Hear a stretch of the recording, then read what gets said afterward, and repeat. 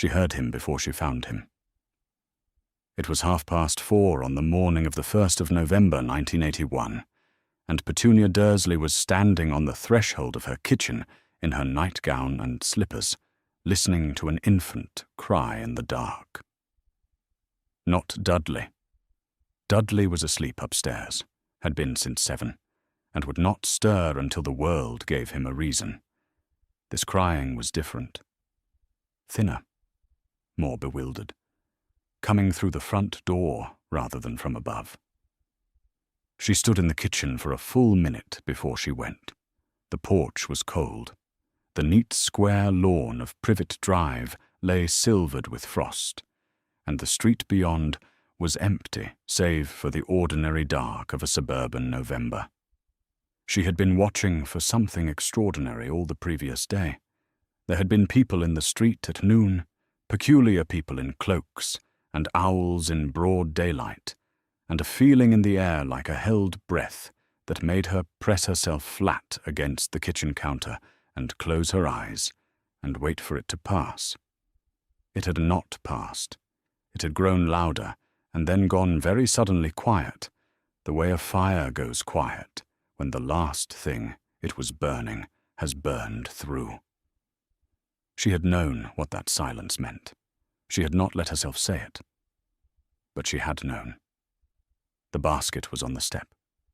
She knew, before she knelt, what it contained. She had always known, in the way you know the thing you most want not to be true. She had known it in the cloaks and the owls and the distant sound of celebrations she had heard all evening. Celebrations not of victory, but of survival, which meant something terrible had ended that had never thought to tell her it was happening. She knelt down. He was very small. His hair was dark, which was his father's. His face already held the shape of lilies. She could see it even in the half-dark and through the crying. There was a scar on his forehead, a thin lightning bolt shape, new and very red, and she looked at it for a moment and then looked away. She picked him up, basket and all, and carried him inside. She put him in the spare room and settled him against a pillow and pulled the blanket up. He was warm now, and he stopped crying almost immediately, which was the only reasonable thing that had happened since yesterday noon. She sat on the edge of the mattress and looked at him properly. Dark lashes. His hands curled shut in sleep with the particular completeness of an infant fist. He looked very much like a child who had been through something and come out the other side still breathing, which she supposed was exactly what he was. The letter had been tucked under the blanket, sealed with wax, addressed to her alone in a careful hand she recognized without having seen it in decades. She had received one letter from Albus Dumbledore before, when she was 11 years old, and had written to ask if she could come too, to Hogwarts, to wherever Lily was going, to the world that had apparently decided she was not for it. He had replied kindly in the negative. He had closed a door very gently and completely, and she had spent the next 30 years making herself at home on the wrong side of it.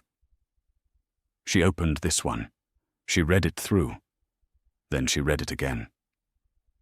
Lily was dead.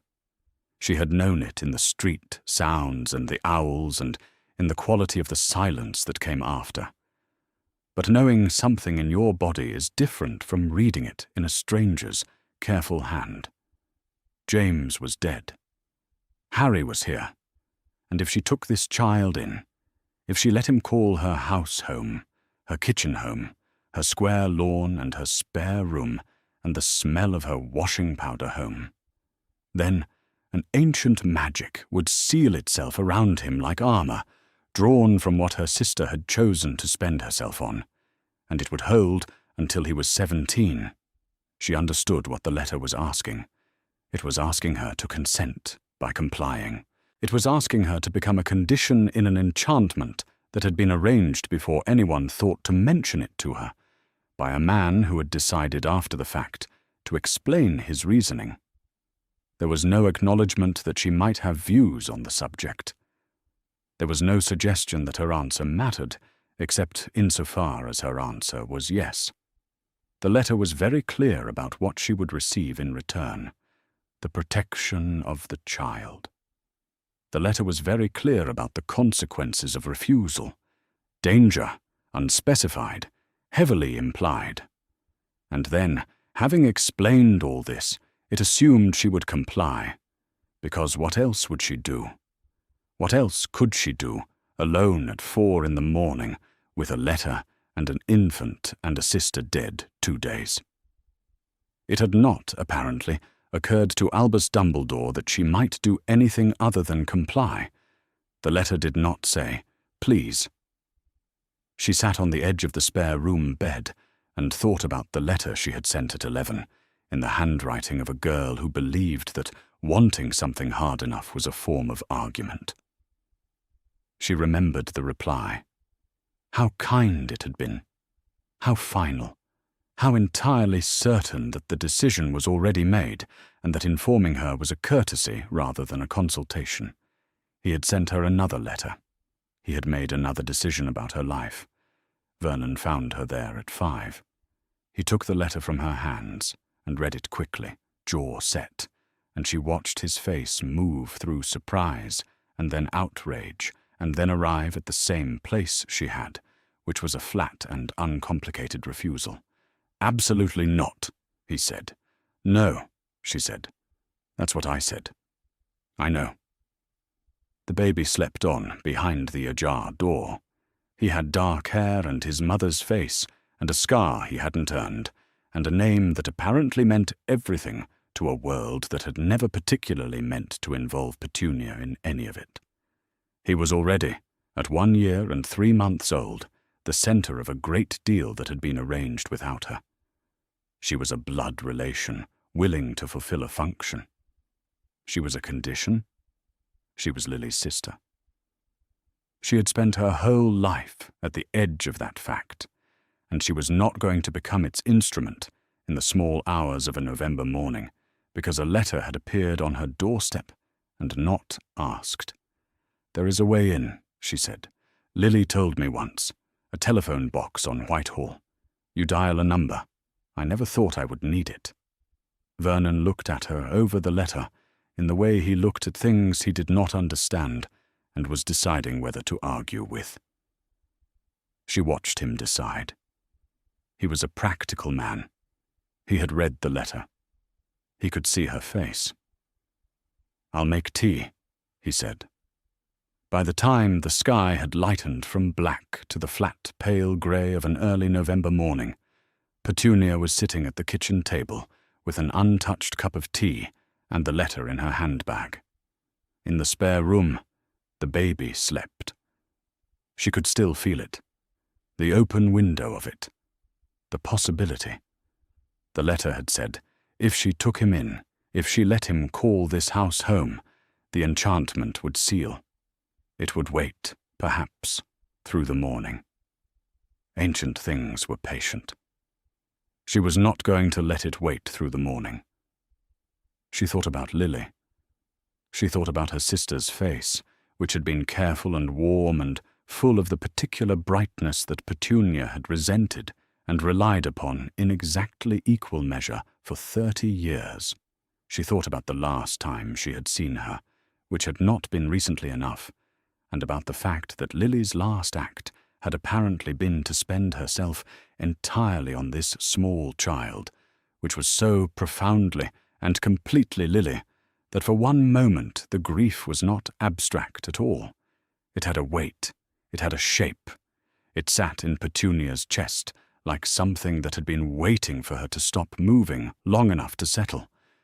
She didn't cry. She had not cried in a very long time, and she was not going to start now, in her kitchen, at 5 in the morning, with Vernon making tea and a famous baby asleep in her spare room. Then she picked up the telephone. She dialed 62442, because Lily had told her once, just in case, and she had never asked in case of what. Now she knew. The line clicked twice, and then connected to something that was not quite a telephone exchange and not quite anything else. And she stood in her kitchen in the November dark with the letter in her bag, and her sister 3 days dead, and said, in a voice that was very steady because she had decided it would be, "I have a letter from Albus Dumbledore. I would like to speak to someone in authority." The tube on a Sunday morning was almost empty. Petunia Dursley sat with her handbag in her lap, and her hands folded on top of it, and watched the dark tunnel walls move past the window, and she did not think about anything she did not need to think about. She had left Harry with Vernon. He had been reluctant, which was understandable, and she had been brief about it, which was necessary. The baby was fed. The baby was dry. The baby was asleep in the spare room on sheets she had changed in April. And Vernon was a grown man fully capable of sitting in the same house as an infant for 4 hours. She had told him so, and he had made a noise that meant he was going to do it and wasn't happy about it, which was its own kind of reassurance. She had the letter in her handbag. Whitehall was long and grey with early morning, and she walked the length of it once, slowly, looking for something that was not a government building, and not a tourist landmark, and not anything she could have identified in advance if someone had asked her to describe it. Lily had told her once, years ago, in the way that Lily sometimes shared things, not quite casually, because nothing about Lily's world was ever quite casual, but sideways, as if she were offering a door she hoped would never be needed. A telephone box, Petunia, the old-fashioned kind. You dial 62442. She had not written it down. She had not needed to. She found it where it had no particular reason to be. A red telephone box, the old upright kind, between a bus shelter and a Ministry of Works sign. She went in. She dialed. A cool, recorded female voice thanked her for calling the Ministry of Magic and asked her to please state her name and business. She said, "My name is Petunia Dursley. I have a letter from Albus Dumbledore and a child, Lily Potter's child, at 4 Privet Drive, Little Whinging, Surrey. I would like to speak to someone in authority."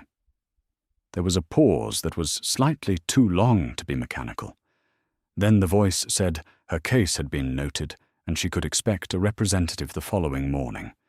She was thanked for contacting the Ministry of Magic. She walked back to the tube. By 8 o'clock the next morning, Monday, the 2nd of November, with Dudley still asleep and Vernon eating toast with the fixed expression of a man choosing not to think about what was in the spare room. A man appeared at the door in a grey suit and ordinary shoes, and with the particular air of someone whose ordinariness was very carefully considered. He showed her something that might have been a ministry identification card, except that the photograph on it blinked. She let him in. She offered him tea. He declined, which told her something about how seriously the ministry was taking this, or possibly something about ministry tea. She noticed afterwards that the neighbours who might ordinarily have glanced at a man in a grey suit arriving on a Monday morning at a house they'd been watching with some curiosity since yesterday, Mrs. Hardwick directly across and the retired man 2 doors down with the net curtains, did not seem to have noticed anything at all. It was a very thorough-going kind of not noticing. He asked her questions. She answered them precisely. When she said, "Lily Potter's child is in my spare room.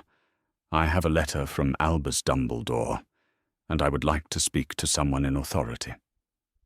The man in the grey suit went very still for a moment, in the way of a person recalibrating what kind of morning this was going to be. He made a note. He said someone would be in contact. He left. The woman who arrived that afternoon was not what Petunia had expected, which she realized immediately was because she had been expecting someone like Dumbledore, someone who looked like an explanation, or a lengthy apology, or a very complicated problem, The woman who arrived was none of these things. She was compact and direct, and she had a square jaw that gave her face the appearance of someone who had decided early what she thought and had not found occasion to revise it. She was wearing robes, but they were dark and businesslike in a way that suggested they were a uniform rather than a costume, and she carried a leather document case and had the air of someone who expected to leave with more paperwork than she had arrived with. She said her name was Amelia Bones. She said she was with the Department of Magical Law Enforcement.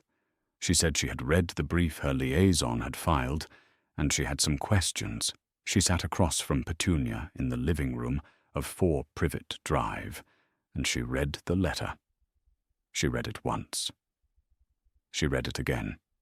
The second time through she was slower, and Petunia watched her jaw tighten once, and then still, which was a kind of answer in itself.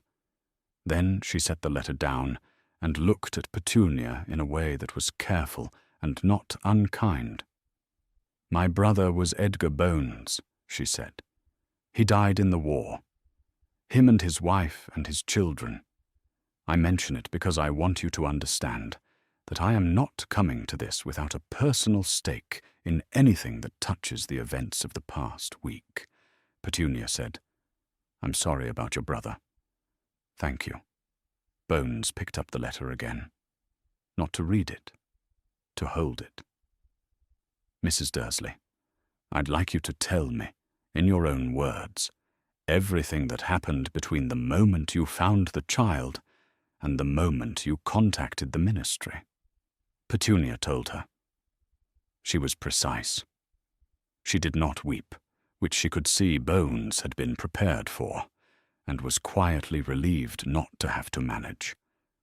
When she reached the point in the account that was the decision itself, she said, "I am not refusing out of cruelty. I am refusing because no one asked me. My sister is dead, and a man I have never met left her child on my doorstep with a letter and expected me to become a condition in a spell. I want this handled by someone with the authority to handle it." She slid the letter across the coffee table. "You can have it," she said. "I expect you'll need it." Bones took it. She also took Harry, which Petunia had known was coming and had still not entirely prepared herself for. The handing over of a child was not a simple thing, even when the child was not yours, even when you had decided clearly and without ambivalence that you were the wrong person to have him. She had wrapped him in his blanket. She had not kissed his forehead, and she did not know whether that had been the right choice. But it was the one she had made, and she was not going to revise it while a ministry official was standing in her hallway. She watched Amelia Bones carry Lily's son out of her house. Then she closed the door. Amelia Bones filed her preliminary report from the ministry that evening. Harry James Potter, aged 1 year and 3 months, was in a ministry holding nursery under the supervision of a healer. He had a scar on his forehead in the shape of a lightning bolt, which had been examined and noted.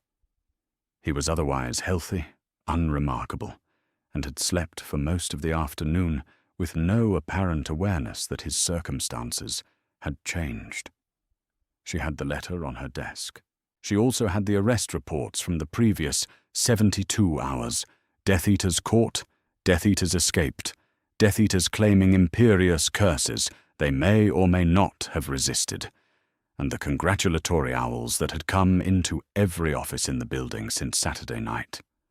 One of them, she noted, was from Cornelius Fudge, who was doing something in the Department of Magical Accidents and Catastrophes, and who had apparently found time to send a very effusive note to Dumbledore thanking him for everything, by which Fudge seemed to mean the events of last Thursday evening as a whole. She closed her office door. She read the letter a 3rd time. There was no ministry authorization attached to it, no guardianship order, no evidence that a Wizengamot subcommittee had considered the matter, no record of a welfare assessment, a court order, or any formal process that had preceded the placement of a wizarding orphan at a Muggle address. The letter was signed by Albus Dumbledore, headmaster of Hogwarts, chief warlock of the Wizengamot, supreme mugwump of the International Confederation of Wizards, in his own hand, and it was addressed to a Muggle woman who had not agreed to anything it described. The Ministry was celebrating. She understood what that meant. This was not the week to open a file on the conduct of its greatest living hero. She also understood that she was holding what appeared to be the only written record that anyone had ever made of where the child was placed, by whom, and on what authority. She took her pen. At the top of the letter, in her neat hand, she wrote, "Evidence. Bones File 181.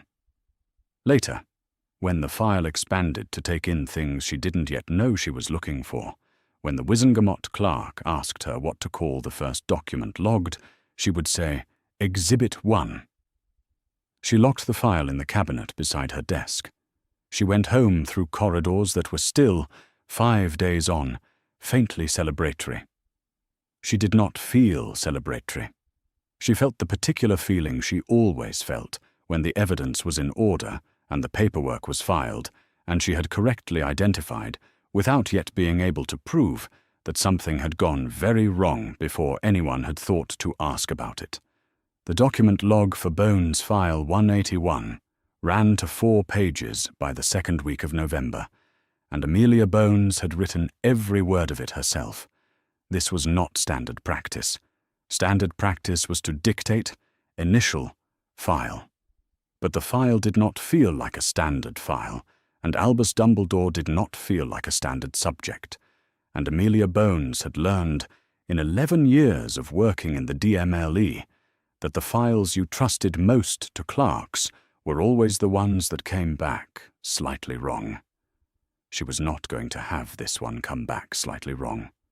She had documented the letter, the handwritten address to Petunia Dursley alone, the absence of any secondary addressee, the fact that the letter had been placed on a doorstep with a child in a Muggle residential street by a wizard who had not disclosed to any ministry body that he intended to do so before he did it in order to obtain authorization, or after he did it in order to inform.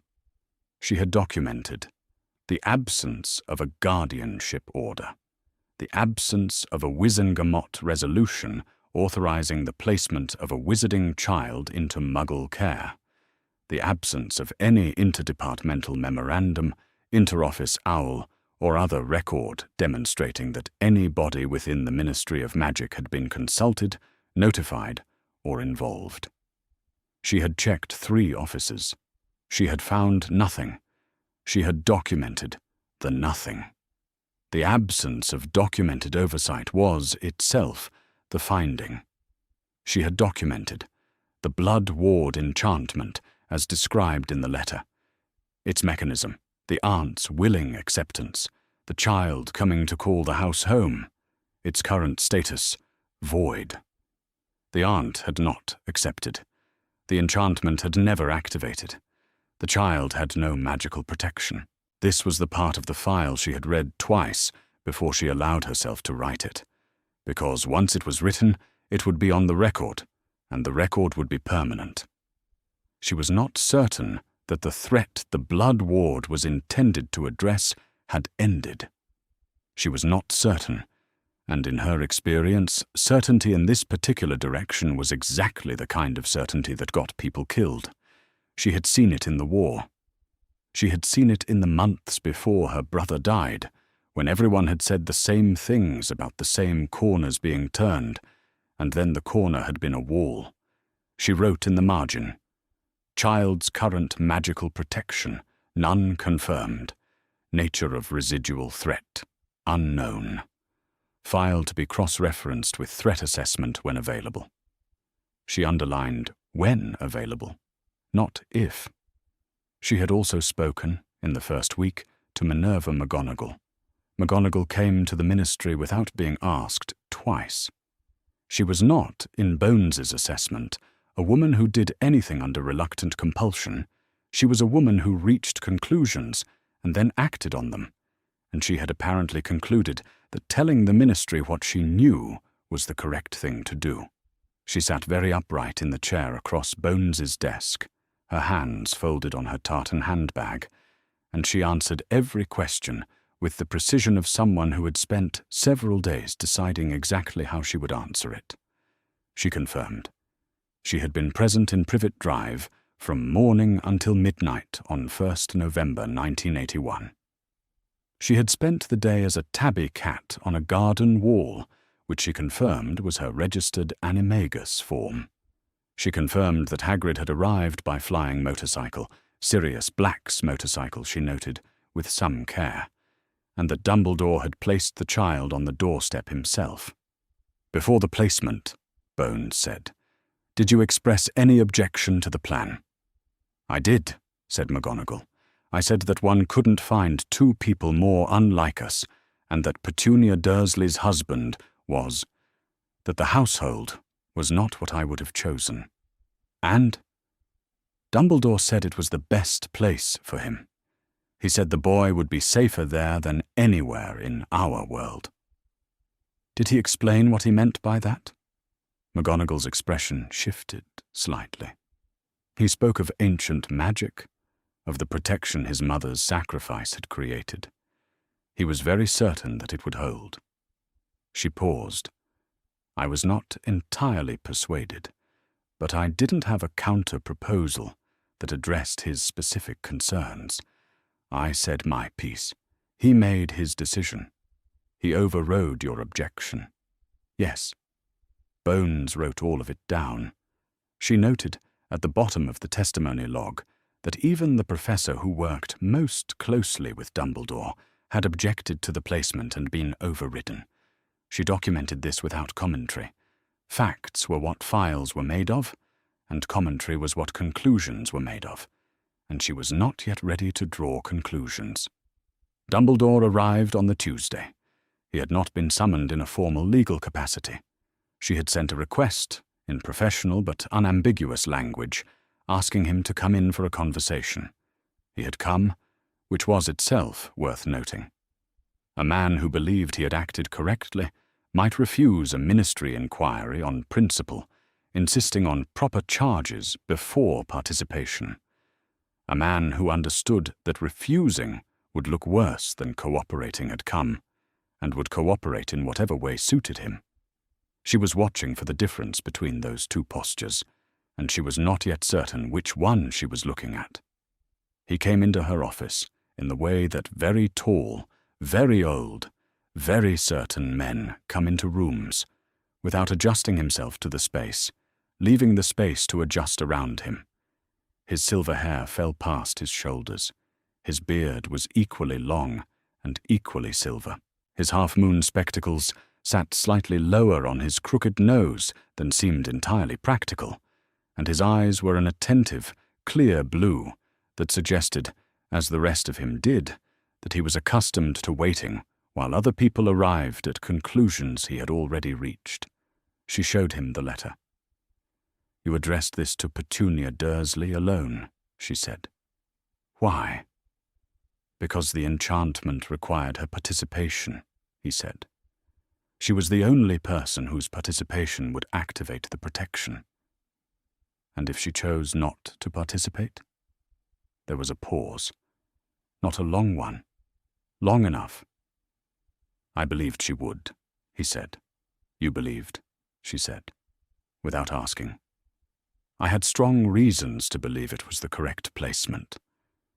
He said it gently, as though he were correcting a misapprehension rather than answering a challenge. "What reasons?" She watched the decision form. Not a lie, not a refusal. Something more precise than either. He spoke of the blood ward, ancient sacrificial magic uniquely tied to the child's mother's blood. He spoke of it with evident sincerity, and, she thought, genuine feeling. He spoke of the protection it would have provided, as if the protection itself were a sufficient explanation for everything that had preceded it. He did not say why a Muggle household specifically. He did not say why a wizarding family willing to take the boy, and there would have been families willing to take him, she had no doubt, would have been inadequate. He spoke around these questions with the fluency of a man who had been speaking around a particular absence for a long time. "The blood ward is now void," she said. "What magical protection does the child currently have?" "The war is over," he said. "The threat that necessitated." "I am not certain the war is over," she said. He looked at her across the desk. She looked at him. Neither of them moved for a moment. "I am reasonably certain," he said. "I would like you to demonstrate that certainty in a form that I can add to the file." He could not. She could see it, the point at which he reached for a proof he did not have, and she could also see, more troublingly, that his certainty was not diminished by not having it. He said that he would cooperate with any formal process the ministry required. She said, "Then we'll need your statement in writing." She slid a form across the desk. He read it with the air of a man who had written most of the forms he was ever required to sign, and was not, in principle, opposed to this one, and he signed it. After he left, she sat with the file for a long time. She was holding an unusual problem, a formal investigation into the conduct of a subject who also served as chief warlock of the Wizengamot, the body before which any formal charges would be brought. Under ordinary procedure, the chief warlock presided over hearings. Any formal process that sought to examine Dumbledore's conduct would, under current rules, be heard by Dumbledore. She was not sure that there was an established precedent for requiring his recusal, because she was not sure that anyone had previously been in the position of formally investigating the chief warlock while the chief warlock was actively serving. She turned to a fresh page of her notes. She wrote, "Wizengamot recusal, required when chief warlock is subject of investigation. Research precedent." She underlined recusal twice. Exhibit 1 lay in its evidence sleeve on the desk beside her notes, the letter from the most powerful wizard in Britain to the Muggle woman who had said no. Outside her door, the ministry moved through its ordinary rhythms: hearings, requisitions, departmental owls, the gradually settling quiet that had replaced last week's celebrating. Nobody had yet come to ask her what she was working on. She gave it a week. Then she sent for the arrest records from November, because she had a habit of noticing what was in the file next to the file she was reading, and the arrest file beside Bones File 181 had a name on the tab that she had not yet cross-referenced. Sirius Orion Black. She pulled it. She opened it. She read. The Sirius Black file was thin. This was the first thing that struck Amelia Bones when she opened it. Not its contents, but its thinness. She had been pulling arrest files for 3 days, working through the stack of everything the DMLE had processed in the weeks following the fall of you-know-who, and the files varied enormously in weight. Most of the Death Eater files were substantial: documented evidence, witness statements, Wizengamot hearing records, decisions, dissents, the formal language of institutional accountability laid down in page after page. The imperious claims had their own paperwork, forms, assessments, majority decisions to release. Due process was thick. Due process had weight and heft, and the slightly musty smell of things that had been handled by many people on their way to a conclusion. The Sirius Black file was 4 pages. She read the first page, she read the second. She set them both down on her desk and looked at the wall of her office for a moment. Charged, the murders of 12 Muggles and 1 Peter Pettigrew. Sentenced, life in Azkaban. Verdict, none. Trial date, none. Wizengamot hearing, none. Authorizing signature, Bartemius Crouch, head of the Department of Magical Law Enforcement. One signature, one line, no counsel recorded, no opportunity to speak. The man had been sent to the world's most terrible prison on the strength of what she was holding, and what she was holding was 4 pages, 3 of which were logistics. She did not reach a conclusion. She picked up her quill and began to write notes, because her conclusions were better when she wrote toward them rather than jumping. She had been taught early that notes taken at first reading were more reliable than recollections of files reviewed later.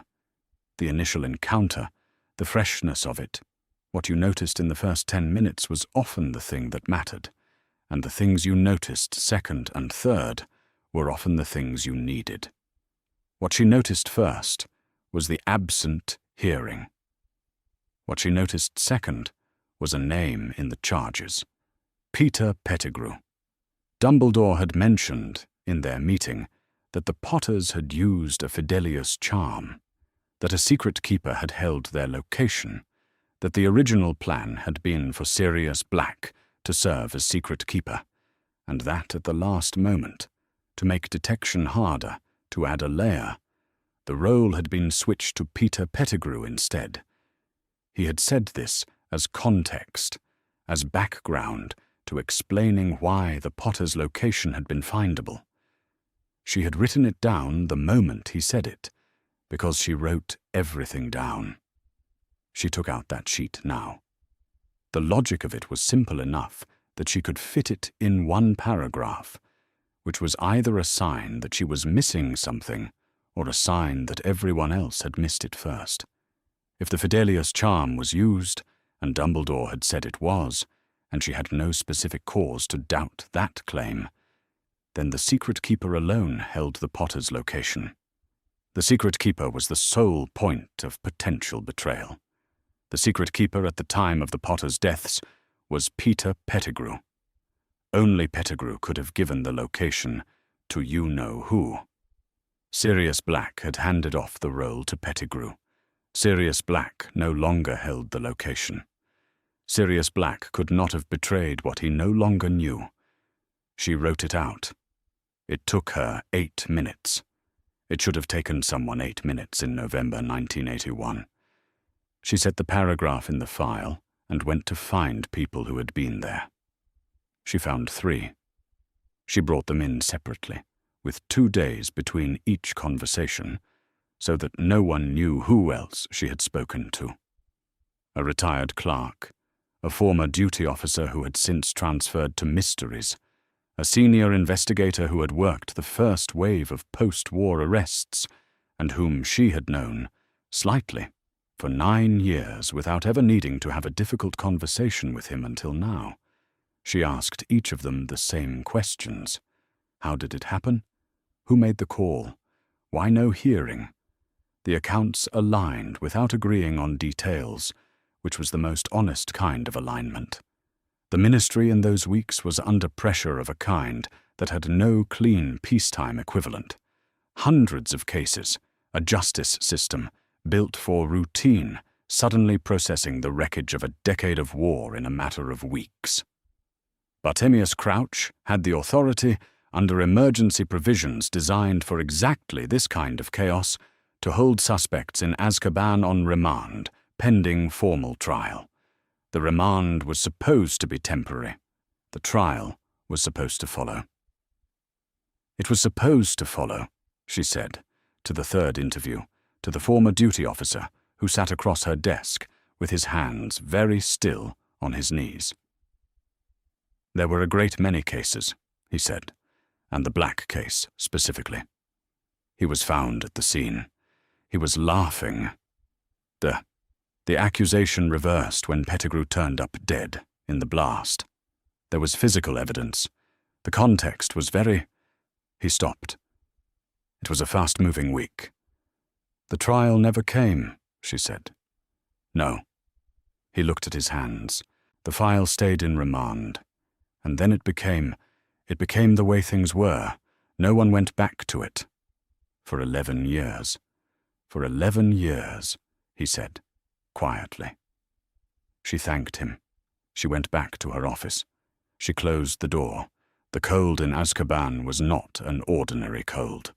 Sirius Black had thought, when he first arrived, that he understood what cold was, that he had been cold before, as a child in the house on Grimmauld Place, which was a cold house, in a literal sense, because it was a house that radiated no warmth in any sense. He had been wrong. This cold was different. This cold had company. It sat beside you, and moved with you, and knew your name. Most men broke under it within months. He had heard stories, and now he was seeing proof in the other cells, in the sounds that came through walls. He was not going to break. He had decided. He laughed sometimes. Not often. Not loudly. But he laughed because the laugh was the thing keeping him from the alternative. The joke was this. Pettigrew did it. Pettigrew was alive. The whole wizarding world believed Peter Pettigrew had died on a Muggle street, killed by Sirius Black, and the truth was that Pettigrew had staged his own death and was alive somewhere, in some warm and ordinary place, with his 9 fingers and his borrowed name, while Sirius Black sat in a cell in the world's worst prison for a murder he hadn't committed, for a betrayal he hadn't made, for the sins of a man he had once called a friend. The laughter was not madness. It was the only mechanism he had found for keeping madness at a careful distance. He held it like a stone, the truth of it. He had been holding it for 6 weeks. He did not know that a woman he had never met was in a ministry office in London, spending the 3rd week of November writing his name in a file. He did not know that she had laid out, in 8 minutes, a better argument for his innocence than anyone had bothered to construct in November 1981. He knew only the cold and the joke, and the Dementors moving in the corridor outside in a way that felt less like guarding and more like waiting. He laughed once in the direction of the door, and then he stopped. Bones filed her formal request the following morning. She requested Wizengamot authorization for a Veritaserum examination of Sirius Orion Black, 3 drops of the truth serum, 1 qualified examiner, a formal hearing at which Black's testimony would be recorded and entered into evidence. To the request she attached the 8-minute Fidelius paragraph, a summary of Dumbledore's statement from the Bones File 181 interview, and the 4-page arrest file with its absent hearing date. She noted, in a covering memorandum, that the absence of a trial constituted a potential miscarriage of justice regardless of the subject's guilt or innocence, and that the ministry had an obligation to establish the truth through proper procedure before allowing a life sentence to stand on the basis of a remand order that had never been reviewed. She already understood how this would move. The authorization required Wizengamot approval. Wizengamot proceedings were presided over by the Chief Warlock. The Chief Warlock was Albus Dumbledore. The same conflict of interest she had noted in her file was now not a theoretical concern, but a live procedural problem. Dumbledore must either approve the request and authorize an examination that might produce testimony directly relevant to his own conduct, or he must recuse himself, and the recusal request would itself require documentation, and the documentation would become part of the file, and the file was already becoming something larger than she had expected it to be when a woman in a nightgown had slid a letter across a coffee table 2 weeks ago. She added the black material to the Exhibit 1 folder and labeled it Appendix A. The folder was no longer thin. It held the original letter, the absence of authorization findings, McGonagall's testimony, Dumbledore's statement, and signed cooperation form, the Fidelius analysis, the black arrest file with its blank trial date field, the covering memorandum, a growing record of what November 1981 had cost the wizarding world in due process, and a growing record of the decisions, and the silences, and the speed, and the one very powerful man who had been both actor and overseer, that had produced each particular cost. She had started this file because a Muggle woman said no. She was beginning to understand that the Muggle woman had handed her something that was going to take considerably longer than she had planned to resolve. The records of the Muggle Street explosion had been filed under Muggle-worthy excuse committee, processed at the time, which was a classification that told Bones more about institutional priorities in November 1981 than she was entirely comfortable knowing. She pulled the file and gave it to an investigator on her team, a woman named Clark, who had joined the DMLE 3 years earlier, and had the useful quality of reading records without deciding in advance what they would say. She asked Clark to review the physical evidence from the incident and produce a summary of anything that didn't fit. Clark came back in 2 days with 4 questions and a note. The note said, in her careful slanted hand, "No wand recovered at the scene." Bones read it. She read it again. The records were unambiguous about what had been retrieved from the Muggle Street. 12 dead Muggles. 1 severed finger, confirmed as belonging to Peter Pettigrew by the standard magical forensic method, which did not require a body. No body of Peter Pettigrew. He was presumed to be among the debris, or destroyed in the blast, or some combination. The Muggle witnesses had been memory-charmed within 90 minutes of the incident. They recalled a large explosion of unknown origin, and a man with dark hair standing in the street, and then nothing further.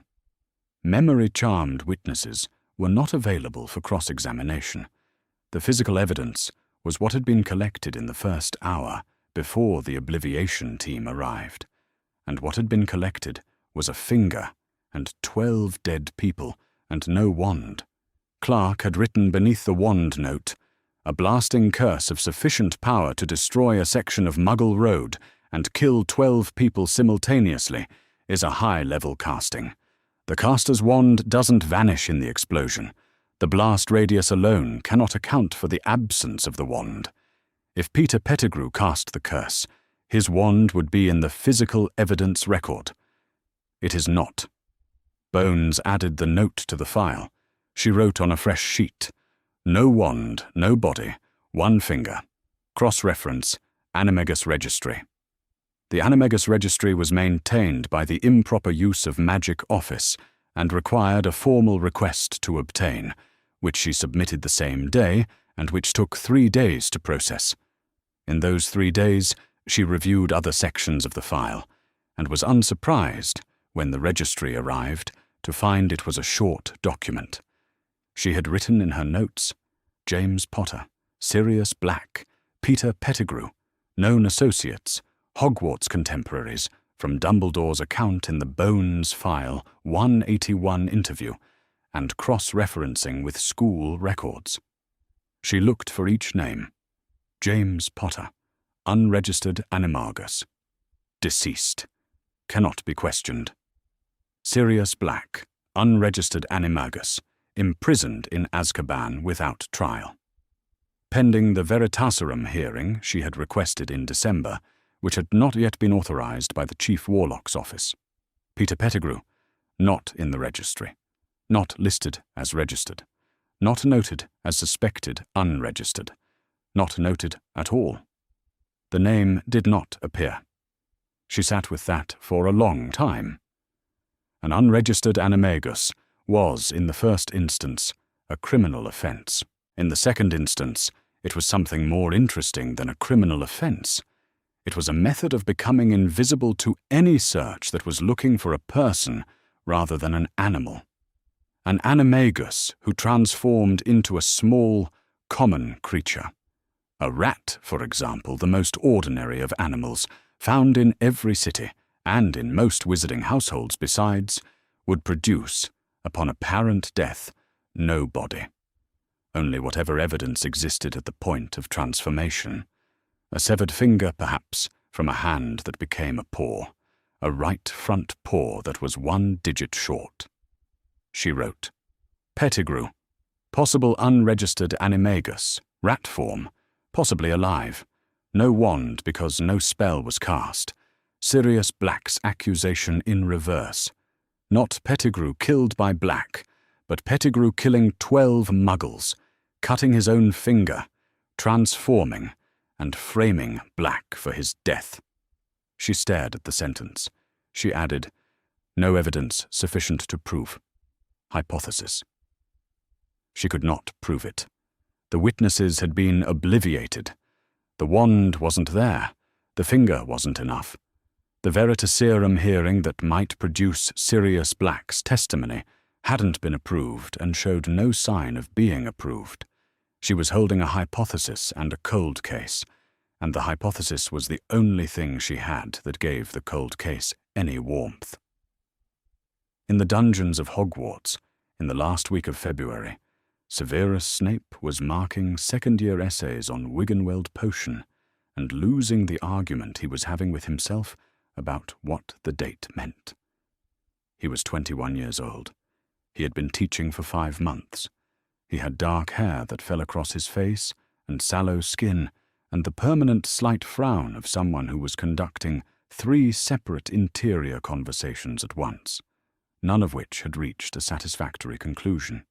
He was good at teaching in the way that people who understand something very precisely are good at explaining it. He had few illusions about his students, no patience for imprecision, and an attention that did not wander. He was not good at being alone, which was almost the same thing as saying he was not good at being in the dungeons, which was almost the same thing as saying he was not good at what his life had become. Dumbledore visited in the second week of February. He arrived without preamble, sat down in the chair across Snape's desk, and said in the mild way he said things that were not mild. The Ministry has an investigation open into the events of October 1981. They are reviewing how the Potters were found. They are reviewing the question of the Fidelius charm, the secret keeper, how the location was passed. They have not yet asked about the prophecy, or how it was communicated, or to whom. Your name has not appeared in any file that has been brought to my attention. Snape did not ask what would happen when it appeared. He knew the shape of that question, and he knew its answer, which was, Dumbledore would protect him, or he would not. And if he did not, then Azkaban was the appropriate outcome, and Snape had accepted this since October. He had accepted it in October, in the way you accept something at altitude. The understanding arrives before the feeling catches up, and you spend the months after waiting for the feeling. Good, he said. Dumbledore looked at him in the careful way he had. The child is well. He is in Ministry custody. He is healthy. Snape said nothing. He had not asked. He had specifically not asked, which had required effort, because the question had formed itself approximately 400 times in the past 4 months. He has Lily's eyes, Dumbledore said. After Dumbledore left, Snape sat at his desk for a long time without looking at the essays. He had a practice he had established since October, which was to look at what he had done and see it clearly, without the softening that a less rigorous mind might have applied. He had heard a fragment of prophecy, had gone out of his way to hear it, had pressed his ear to the door of the Hog's Head while Dumbledore was meeting with a seer, had taken what he heard back to the man who was already conducting a war, had given it freely, had not, at the time, considered what it would be used for, because at the time he had considered very few things that did not directly concern his own position and the approvals he required from the people whose approval mattered to him. He had told Voldemort the prophecy. The prophecy had marked a child for death. The child had Lily's eyes. He looked at it. He did not allow himself to look away. That was the practice. He was not particularly good at the practice. The essays remained on the desk. Outside the dungeon windows, what could be seen of the Scottish sky in February was grey and very cold. He thought about the fragment of prophecy he still knew by heart and probably always would. He thought about October. He thought about the way certainty dissolved when the thing you had been certain about turned out to have a person's name on it. And that name was Lily Evans, who had been his friend before he destroyed that, who was Lily Potter when she died, who was dead because the fragment he had given away had been worth more to Voldemort than everything else on that particular evening. He looked at it. He sat with it. Then he picked up his quill and went back to the essays. Back at the Ministry, Bones marked the Pettigrew file open and set it in the cabinet beside the Exhibit 1 folder. Open cases were patient things. They had no expectation of swift resolution. They sat in cabinets and waited for the world to produce evidence, which it did on its own schedule, and not the Ministry's. She had, in her career, seen cold cases crack after a year and after 10 years and once, memorably, after 23, when a single witness who had been in the wrong country surfaced in an interview about something else entirely. She wrote on the outside of the Pettigrew file, in small letters, "No body, no wand, one finger. Find him." She locked the cabinet. She went home through the Ministry's stone corridors, past the Aura office where the lights were still on, past the atrium where the fountain ran. The investigation was not over. It had merely encountered, as all investigations did, the particular texture of a wall, not a conclusion, but a place where what she had didn't yet equal what she needed. She was good at walls. She had a lot of practice. The working group had no official name, which was deliberate. Bones had constituted it in January, from 3 colleagues she trusted, and 2 she trusted less, and 1 Ministry legal specialist she did not trust at all, but who was necessary for the guardianship documentation.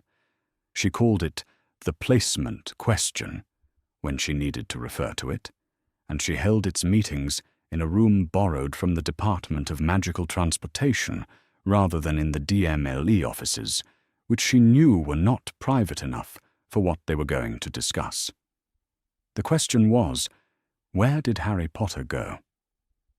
He had been in a Ministry holding arrangement since early November, a set of rooms in a section of the building that did not appear on the official floor plans, attended by a rotation of healers, and, Bones assumed, given everything an infant required, and rather less of everything else.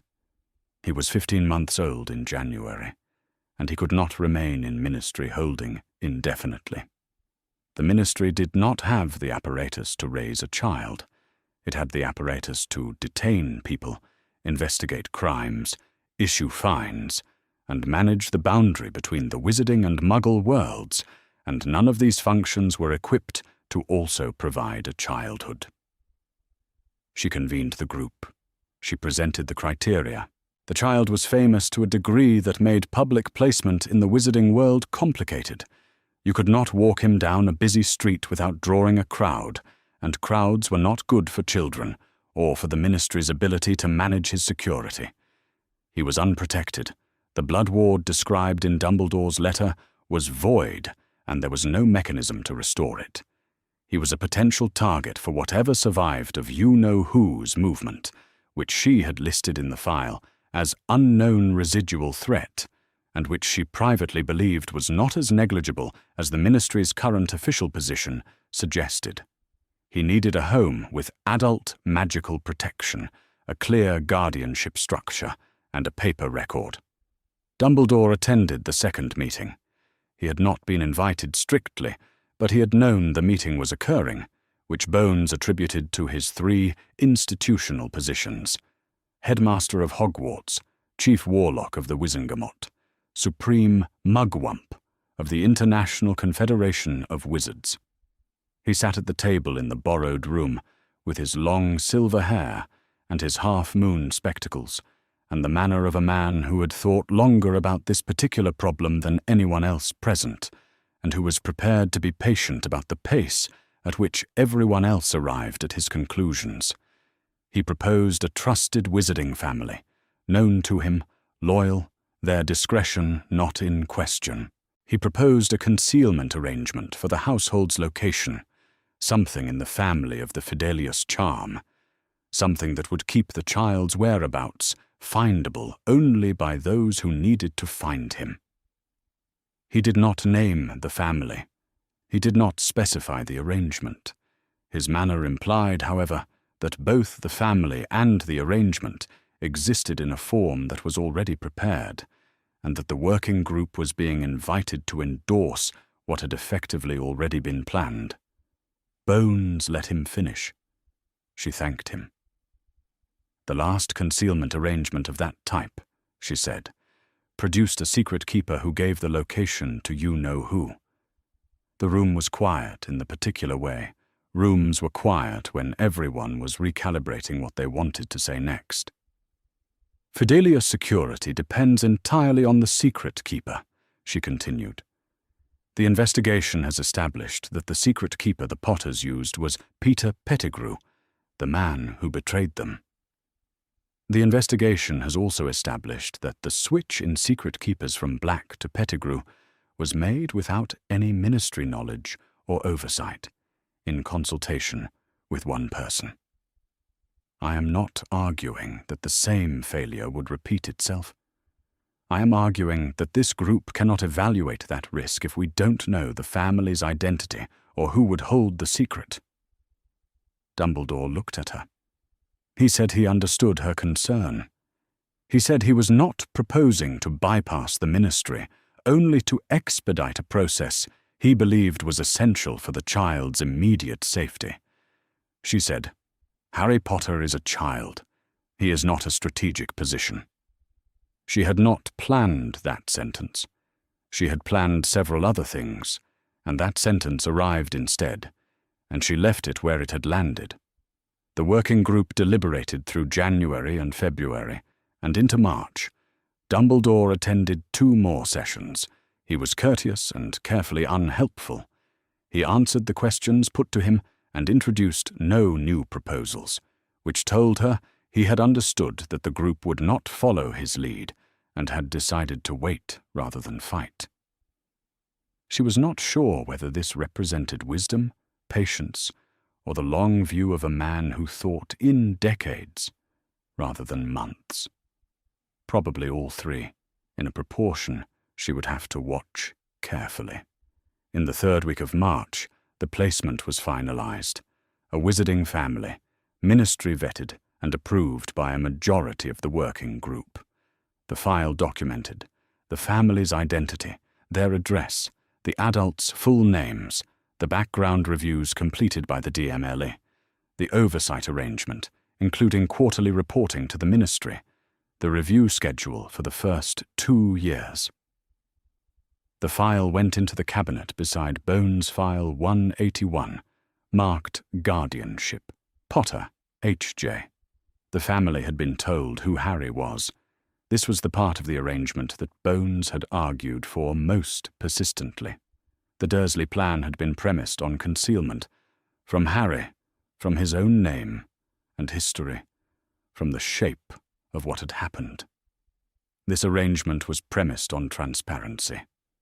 Harry Potter would grow up knowing his parents' names. He would know what the scar on his forehead meant. He would know about the war and about the people who had died in it, and about the people, the ministry's ongoing investigation, who were still working to account for it. He would not be managed into ignorance by a single man's decision about what he ought to know. Dumbledore accepted this. He did so in the meeting with perfect courtesy. He said he thought the family arrangement sound, and the oversight sensible, and the documentation thorough. He had no objection to the transparency provision, which he said with a slight and unreadable emphasis that could have meant anything.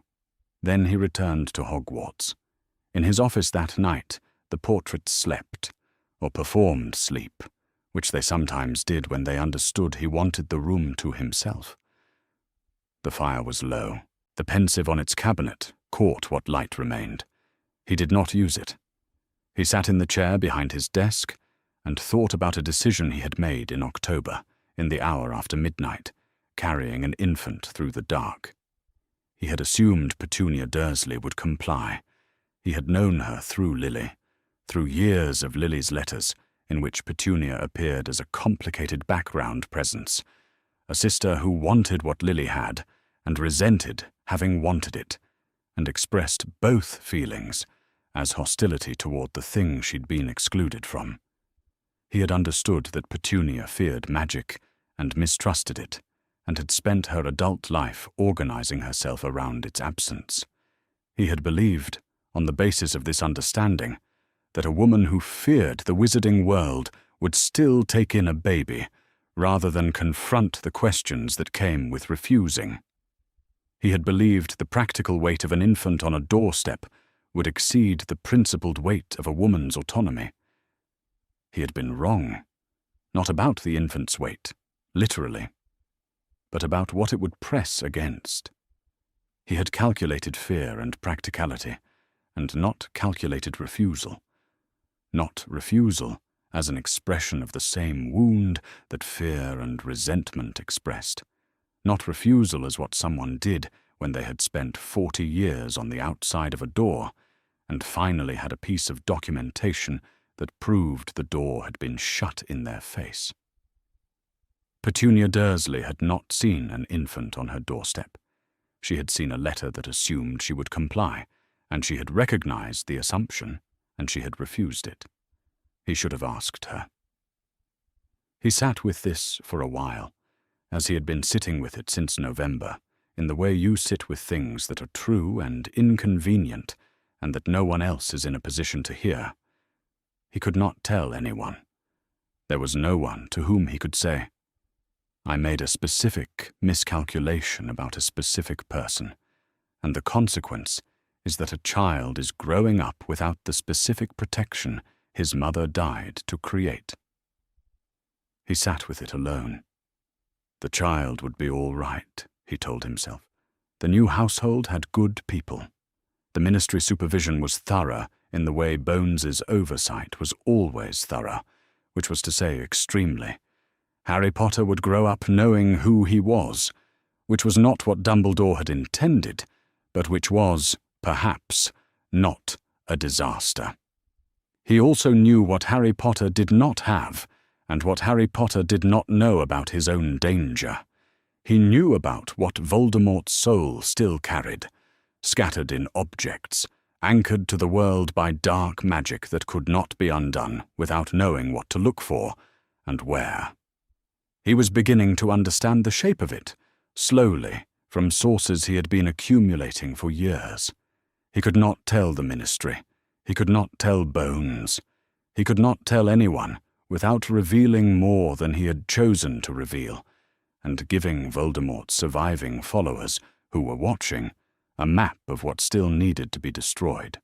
He sat with that, too.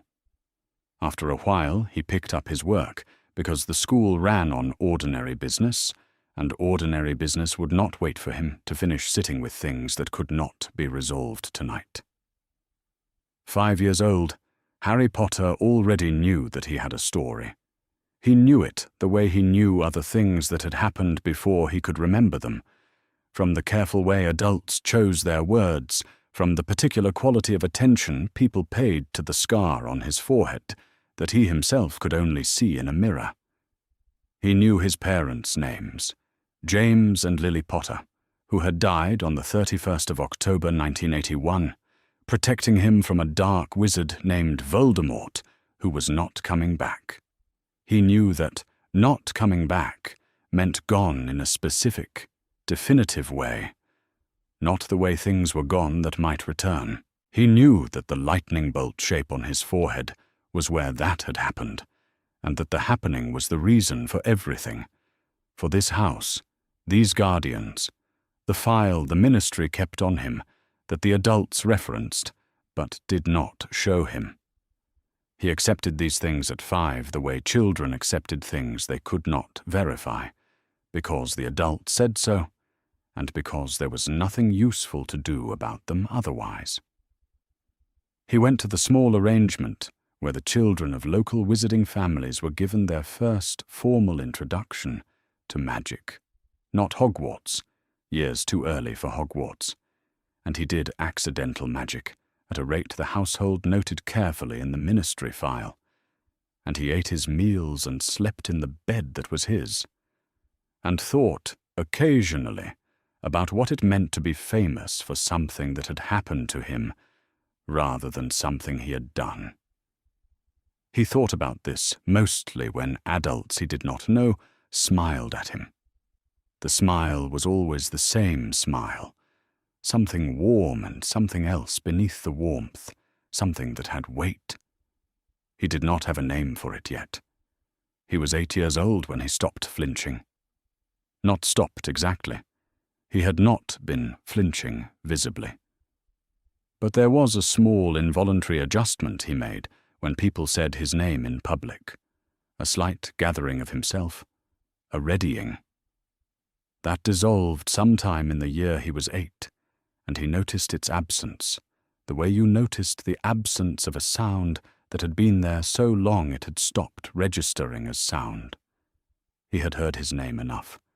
He was used to it. Strangers still touched his scar sometimes. Adults he did not know would reach toward his forehead when they thought they might get away with it, the way people reach toward very young children or very old animals, with the assumption that the thing being touched would not mind, that it existed at least partly for the relief of the person reaching. He had learned to take a small step backward without making it obvious. He had become, by 8, quite good at small steps backward. Someone had put a box of newspaper clippings in his room. He was not sure who. It had appeared, and no one mentioned it. The clippings covered the First Wizarding War, the defeat of Voldemort, the families who had died, the people who had survived. There were photographs of his parents in some of them. James Potter, laughing, arm around someone Harry did not recognize. Lily Potter, looking directly at the camera with green eyes that were the same color as Harry's own. He looked at these photographs for a long time and then put the box away and didn't look again for a while. He was not sure what he was supposed to feel. He was not sure that what he felt was the thing he was supposed to feel. The difference between those two things was something he was beginning to understand existed. He knew his godfather was in Azkaban. He had been told.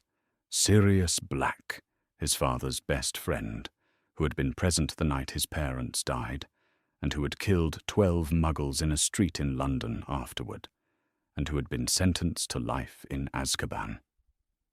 He did not fully understand this, and no one would discuss it with him beyond a certain point, the point at which the story arrived at questions that did not have clean answers. He accepted this too. There were stories with no clean answers at the end of them. There were only different kinds of not knowing. At 10, the weight of his own name was familiar. Not comfortable, familiar. The distinction was something he could not have explained, but felt clearly. A stone in a shoe became familiar. You stopped thinking about it until you sat down and took the shoe off. He was quieter than people expected. Adults who met him for the first time had that same warm and weighted smile, and then they talked with him, and something shifted in their faces, a small recalibration, because he was not what the story had prepared them for. He did not know what the story had prepared them for. He knew only that whatever it was, he was a little off from it, a little stiller, a little more watchful than someone his age was supposed to be. He had made friends. He was not unhappy. He was also, in a way that did not have a clean name yet, always watching the people around him more carefully than they were watching him. He had been doing this since he was small enough not to know he was doing it. This habit of attention, of waiting to understand what shape a smile was before he matched it. The household was kind. His guardians were genuinely good people. He was, he supposed, grateful. Gratitude was a real thing. It just did not, by itself, answer all the questions. In the autumn of 1990, Severus Snape stood at the front of his empty potions classroom after the last lesson of the day and held very still for a moment. He was 30 years old. He had been teaching for 9 years. He had dark hair that fell lank across his face and sallow skin, and a face that had never required any effort to be severe. It simply was. He was standing in the particular silence of a room after 30 children have left it. The smell of extinguished cauldrons, the faint residue of ingredients that did not quite dissipate, and thinking about what Dumbledore had told him on his last visit. Harry Potter had been raised in the wizarding world. He knew his parents' names. He knew the shape of what had happened to them. He would arrive at Hogwarts in 12 months. Snape stood there for a moment, and then he crossed to the back table and picked up the stack of essays he had left there before the lesson and carried them to his desk. He did not think about it again that night. He had spent 9 years developing the capacity for not thinking about specific things, and the capacity was, at this point, quite reliable. Harry was 10 years and 3 months old when he sat in the part of the house that felt most like his, a corner of the kitchen, the afternoon light coming through at a low angle, the guardians not yet home, and thought about his godfather. He had been thinking about it more in recent months. He could not account for the increase, except that Hogwarts was getting closer, and Hogwarts was the place where things became real in a different way, and the things that had not been resolved would not resolve themselves simply because he crossed a threshold into a new part of his life. Sirius Black had been his father's best friend. Sirius Black had been named as Harry's intended guardian. He had seen the reference once, in a ministry document someone had allowed him to hold briefly. His own name and Sirius Black's name in the same sentence, a guardianship that had been arranged and then collapsed all in the same month. Sirius was in Azkaban, without a trial, for 12 murders and 1, and the file on him was still open, which Harry had been told carefully and without much elaboration. He thought about the specific shape of what that meant. Not just that Sirius was in Azkaban, that was a fact, a condition of the world as he had always known it. He thought about what the fact made when you turned it. If someone had run a trial in November 1981, if the ministry had asked questions rather than signed papers, it was possible that the answers would have been different. He did not know this, but it was possible. And if the answers were different, then the world was different, and he might have grown up with a person who had specifically chosen to be his family, rather than in a household that had been chosen for him by a committee. The household had been very good to him. That was not the same thing. He set the thought aside the way he set most things aside, carefully, in a place he could find again. He was good at this. He had been doing it for a long time without knowing that was what he was doing. In 8 months, he would go to Hogwarts. The letter came on his birthday, which was the 31st of July, which was the same day every year, though the specific fact of the letter on this particular 31st of July had been anticipated long enough that the surprise was not about the content, but about the owl. He had not known which owl would bring it. He had imagined something official, grey, ministry issue, and the owl that arrived was the specific brown of an academic institution that had no opinion about occasions. He read the letter once for information, which took approximately 45 seconds, and then read the equipment list twice. He already owned some of the items. He had been in Diagon Alley twice with his guardians, once when he was 7 and once when he was 9, and had purchased things that would not change in the years between. The cauldron, a telescope, a set of scales, the wand he would buy at Ollivander's in August, because wands were known to need the visit fresh and did not wait for a child to feel ready. The name at the top of the letter was the same name it had always been: Albus Dumbledore, Headmaster. Harry set the parchment on the table and thought about this for a while. He was not nervous about the mechanics of Hogwarts, the train, the sorting, the house system. He had read about all of these. He knew the name of every head of house and the shape of a standard first-year timetable. What he was nervous about, in the careful, managed way he was nervous about most things, was whether there would be a version of himself at Hogwarts that was just Harry, without the rest of it. He suspected the answer was no. Hogwarts probably had a very specific relationship with the boy who lived, formed independently of the boy who lived's preferences, and forming a different relationship with the place was going to take time and patience. He was good at patience. He had been practicing it since he was old enough to understand that some things did not arrive on your schedule. He had been to King's Cross before. Ministry officials had brought him once, 3 or 4 years ago, for a supervised visit that was part of a broader effort to ensure he knew the Wizarding World's infrastructure before he was sent through it alone.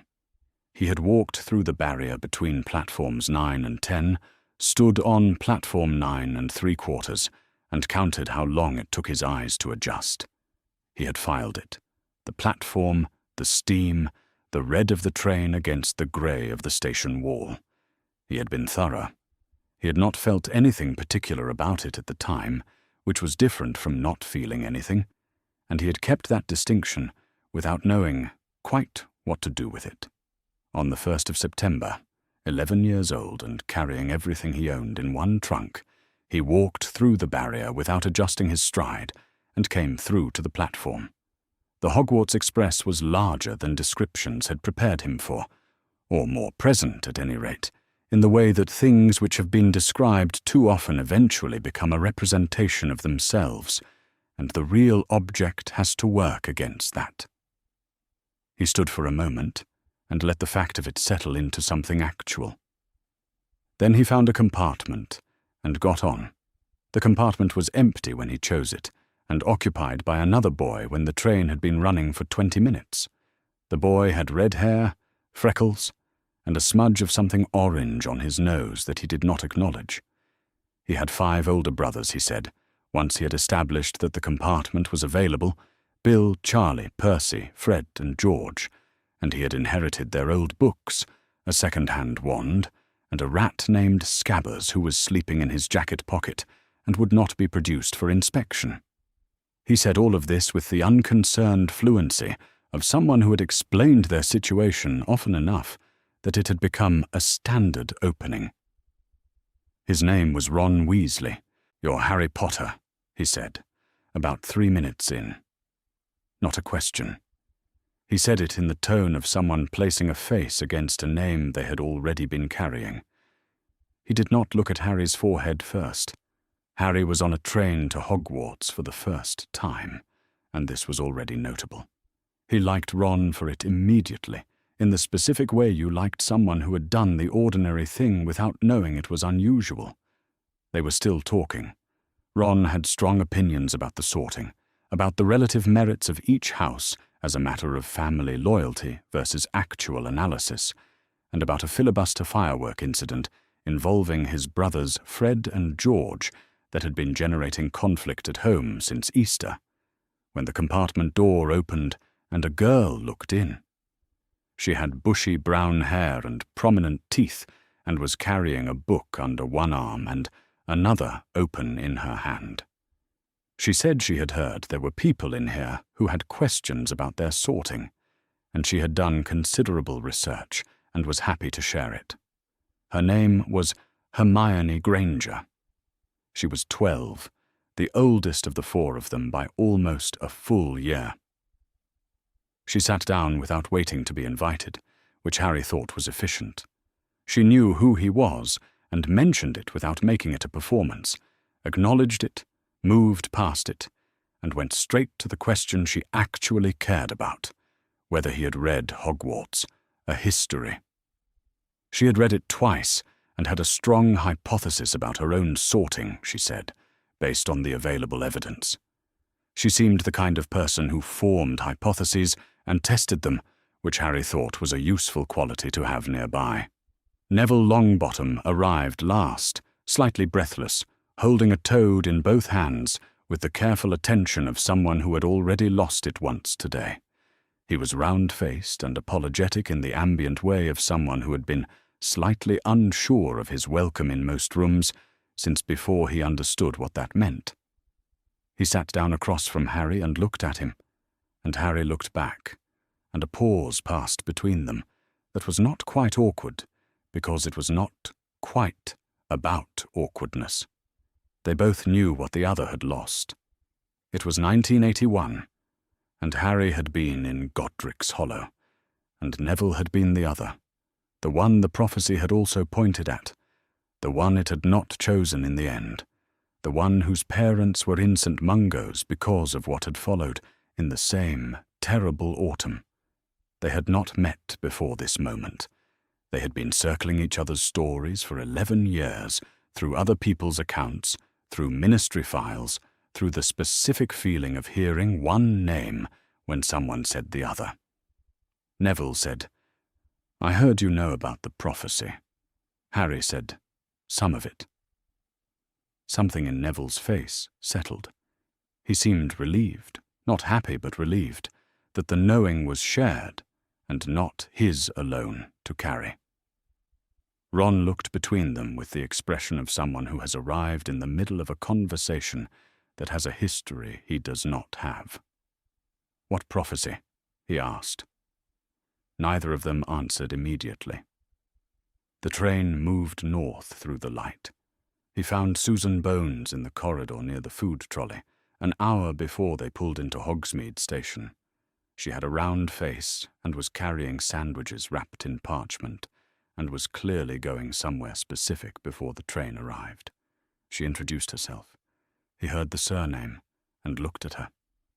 Amelia Bones was Susan's aunt. He knew this because the investigation file had been discussed in his household more than once, and Amelia Bones was the name at the bottom of the first formal report, the name on the cabinet that held what the adults had always referred to as the case that's been open since before you can remember. Susan's aunt had taken his mother's letter on the 2nd of November, 1981, and filed it under Exhibit 1, and as far as Harry could tell, had never stopped working on what it meant. Susan didn't know what Harry knew about that. He could see this in her face. She knew who he was, and there was a particular kind of recognition in it, but not the recognition of someone who knew they were looking at the person the Exhibit 1 file was about. She had a niece's relationship to the investigation. He had a different one. He said hello. She said hello. The trolley passed between them. They went on in opposite directions, each aware the other had a context they had not explained, and the train kept running north through the afternoon. The boats crossed the Black Lake at night, and the castle grew out of the dark above them, the way things grew in stories, already there, waiting to be found. Harry had heard about this. He had heard about the boats, and the lake, and the view of the castle rising above the water, and the hearing had not prepared him for the reality, which was that the hearing was a fact, and the reality was a feeling, and they were not the same category of thing. He sat in the boat with Neville on one side, and a girl he did not know on the other, and looked at the towers and the lit windows and the weight of it, and thought, yes, that is exactly the right size. He did not say it aloud. He was 11 years old, and had spent his whole life learning when to say things, and when to hold them privately for later. The entrance to the great hall was exactly as described. The enchanted ceiling reflected the sky above, black and spangled with stars, deeper than a painted ceiling had any right to be. The stars moving in the slow way that stars moved when you were actually watching them, rather than glancing up. The 4 house tables stretched the length of the hall, and the candles floated, which he had known, but which was still, on first seeing it, pleasing. At the far end, the staff table sat on its raised dais, and at its centre, a man sat with silver hair that fell past his shoulders, and a silver beard to match, and half-moon spectacles perched on a nose that had been broken at some point, and not quite returned to straight. Harry had not expected to feel it like that. He had known Dumbledore was going to be here. He had known it for years. He had known it in the background, the way you knew things that were coming and that could not be changed. But knowing and looking were different things, and what Harry looked at now was not the information, but the person. 110 years old, and very certain and very present, like something that had been part of the castle long enough to become a feature of it, rather than a man inhabiting it. The spectacles caught the candlelight. The eyes behind them were a clear, attentive blue. Dumbledore looked back. Something moved in his face. Something Harry registered without being able to name it. Something complicated and unfinished. And then the moment was over because McGonagall was placing the sorting hat on its stool and calling the first years to order, and Harry looked away and filed in with the others. The hat sang. He listened to it without hearing most of the words. He was watching the staff table from the corner of his eye, and had a thought he had not expected to have, which was, "That is the first time we have been in the same room since 1982. In a ministry office somewhere. A working group convened in a borrowed room, himself in someone's arms, too young to understand any of it. Dumbledore across the table, cooperating with perfect courtesy, signing the form. McGonagall called silence. She read the names.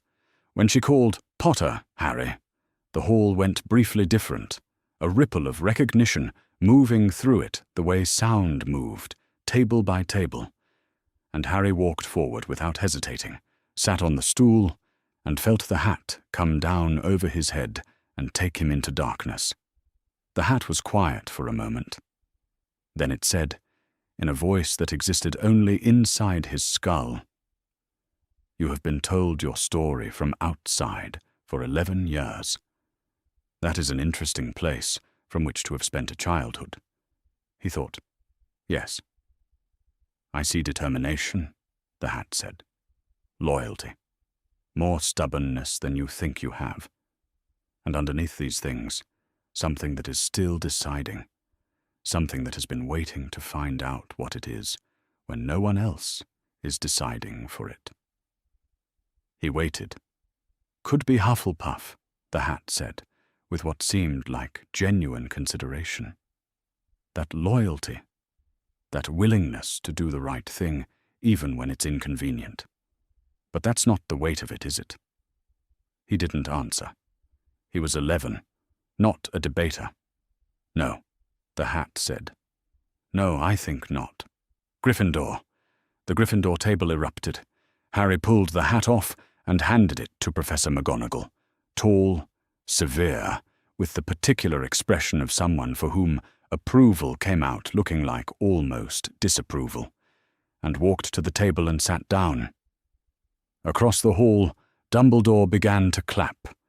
It was not loud, it was not performative, but Harry saw it, and something in his chest did a small thing he didn't stop to examine. Neville Longbottom was called and placed in Gryffindor, and he sat next to Harry with the expression of someone who had been expecting a different answer, and was quietly recalibrating. Harry felt the same. They did not mention it to each other. It seemed to be the kind of relief that was better as a fact than a conversation. Hermione Granger. Gryffindor, so quickly the hat had barely settled. Ron Weasley. Gryffindor, with 3 seconds of apparent deliberation. Susan Bones.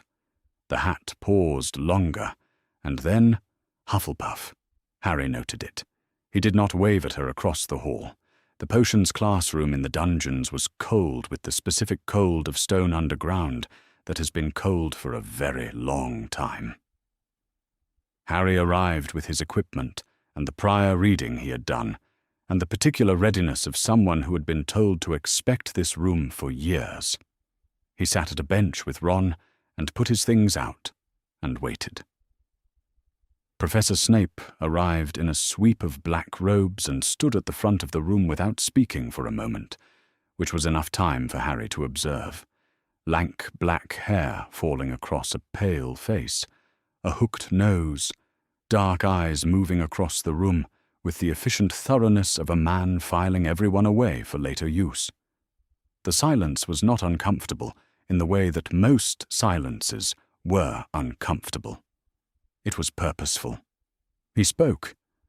He said that potions was a discipline before it was an art, that students who arrived believing themselves naturally talented were the most dangerous students in this room, and that the relationship between instinct and precision here was the opposite of what they would find in charms or transfiguration.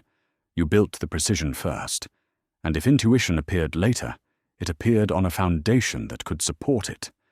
He said this with complete certainty, in a voice that was quiet enough that everyone had to attend to it.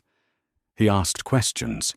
He worked through the room systematically, asking questions about foundational potions theory, bezoars, aconite, the difference between a simmer and a boil when working with delicate compounds.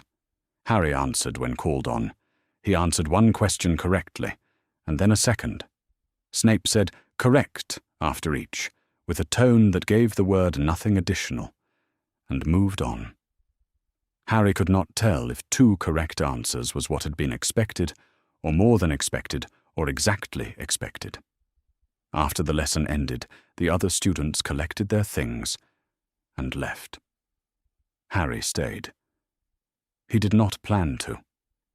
He stayed because he had been thinking, intermittently, about the name on the timetable since he had first seen it, and intermittently was apparently not long enough to contain the thinking, because, now that he was in the room and the other students were not, the thing that had been building was done building. Snape was at the front of the room with his back to him, writing something in the margin of a parchment. Harry said, "You knew my mother." It was not a question. He had enough information to know it was true, and enough instinct not to ask it, as though it might not be. Snape stopped it. He did not turn around immediately. The pause was controlled, too even and too measured to be an unconsidered pause. And then he turned. His expression was professional, precise. The expression of someone who had decided what his face would be doing before he completed the turn. He said, "Yes." Harry waited. He did not know exactly what he had expected. More than yes, probably. Something with more dimension to it, because yes was barely the entrance to what it would contain. He waited for whatever came next. Snape said nothing else. Harry nodded. He picked up his bag and walked out of the room. Snape stood at the front of his empty classroom for 7 minutes. He was not doing anything. He was simply standing there. Then he went to his desk and sat down and pulled the marking toward him, the third-year essays that had been waiting since before the first years arrived, and that would not wait any longer. At dinner that first week, Harry sat with Ron and Neville and Hermione and watched the staff table the way he always watched rooms, carefully, without making it obvious he was doing it. He was watching the Defense Against the Dark Arts professor, who was a nervous-looking man in a purple turban who ate very little, and whose attention, at any given moment, seemed to be distributed roughly 60% on the hall and 40% somewhere else, entirely. He answered students who addressed him with the slightly over-effortful politeness of someone managing an inconvenient amount of internal activity at any given time. Harry watched him for a while, He was 11 years old. He had grown up knowing more about the war and Voldemort's history than most children his age, but he did not have the specific vocabulary yet for what he was seeing in that face, at that table, behind the turban and the nervous courtesy, and the largely untouched plate. He stored it away. He was very good at storing things away. He looked at the turban and thought, "There is something wrong with that man, and I do not know yet what it is." He filed it carefully and went back to his dinner, and let Ron tell him about Percy. The troll was in the dungeons, and then it was not, because someone had let it in and then forgotten to keep it there. Harry heard about it from Percy Weasley, who had heard about it from one of the prefects, who had heard about it from a professor who had come into the Great Hall looking more alarmed than Harry had yet seen a Hogwarts professor look. The announcement was brief and specific. "Stay where you are. Prefects will escort you to your dormitories. Do not go anywhere alone." Harry had been processing this for approximately 30 seconds when he registered that Hermione was not in the Great Hall. She had not been in the Great Hall for an hour. She had said she was going to the library and had gone before the feast began. He told Ron. They went. They found her in a corridor near the girls' bathroom on the 2nd floor. Not inside it, not locked in with anything, but standing in the corridor, holding her bag with both hands, and looking at the far end of it, with the expression of someone who has heard a very large something moving in the dark, and is deciding, rationally, what to do next. The troll was at the far end. It had not seen them yet. They pulled Hermione back around the corner. Harry calculated the angle. He said, "We need to lock it in, and there is a door behind it."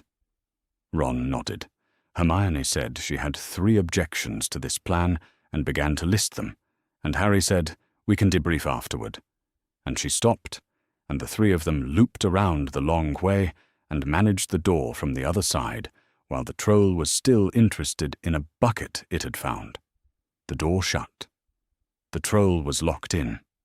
Neville found them 12 minutes later with Trevor the Toad and an expression of intense relief at having found people he recognized, and the 4 of them walked back to Gryffindor Tower in the particular silence of people who have shared an absurdity and are waiting for the right moment to discuss it. Filch, when he found them in a corridor they should not have been in, was unimpressed in the specific way Filch was unimpressed by everything. Professor McGonagall was stern.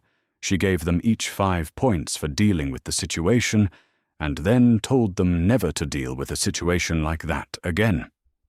Hermione said, outside the portrait hole afterward, that she had 3 objections to the plan, and they were all valid. Harry said they had still worked. She said that was a separate question. Ron said the troll had been enormous, and he was going to be thinking about it for a while. Neville nodded emphatically. They went inside. He had found the 3rd floor corridor in October. Not by accident, or not entirely by accident. He had been looking for a particular shortcut that Ron's brother Percy had mentioned, and the door at the end had been unlocked, and Harry had grown up in a household where adults explained things, and where forbidden had always meant there was a reason, not just a rule. He had opened the door and looked in. The dog had 3 heads. All 3 were awake. Harry closed the door with the controlled speed of someone who did not want to communicate alarm to something large. He stood in the corridor for a moment. He thought about what he had seen. He went back to Gryffindor Tower and told Ron and Hermione, in sequence, what was behind the door. Hermione went to the library. She came back 4 days later with a reference and a look on her face that meant she had found something she hadn't expected to find quite so quickly. Nicholas Flamel, French alchemist, recorded as 665 years old, creator of the only known philosopher's stone, which produced an elixir capable of indefinite life extension. Closest known associate, Albus Dumbledore. She showed Harry the passage. He read it once. He already knew the name. He had come across it when he was 9, in a history of medieval alchemy that had been in his guardian's library, and had noted that Flamel and Dumbledore were connected, and that the stone was confirmed to exist.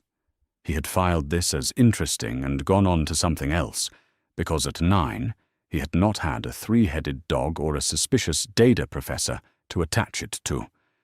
He attached it now. "The stone is here," he said. "The dog is guarding something. Someone wants the stone." Hermione said, "But who would want it?" Harry, who had spent more of his childhood reading about Voldemort's history than most children had spent doing anything, said, "Someone who doesn't want to die." Neville, who had joined them at the table by then, said nothing.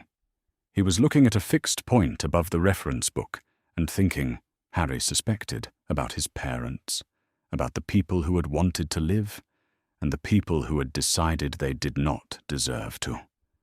There was something in Neville's face in those moments that Harry recognized without being able to fully name, the particular expression of someone who has been carrying knowledge for a long time and has not yet found the place to put it down.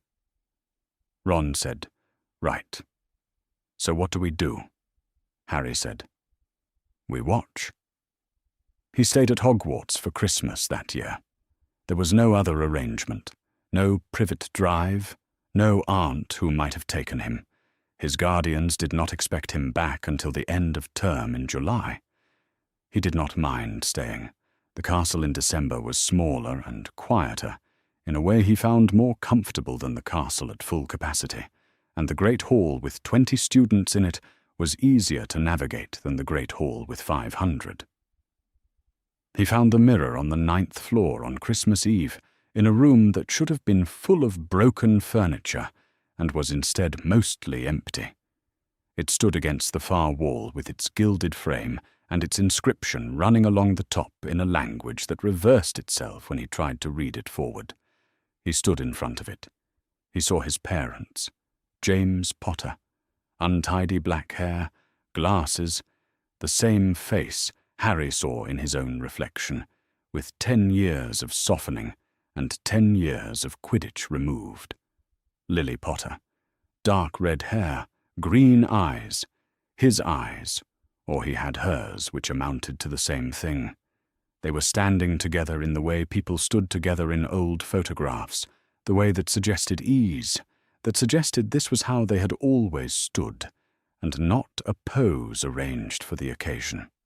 And beside them, a man with dark hair, thinner than James, with the same bone structure that photographs suggested they shared. He was laughing, not the frozen, posed kind of laughing that people arranged when they knew they were being photographed, the kind that was happening to him.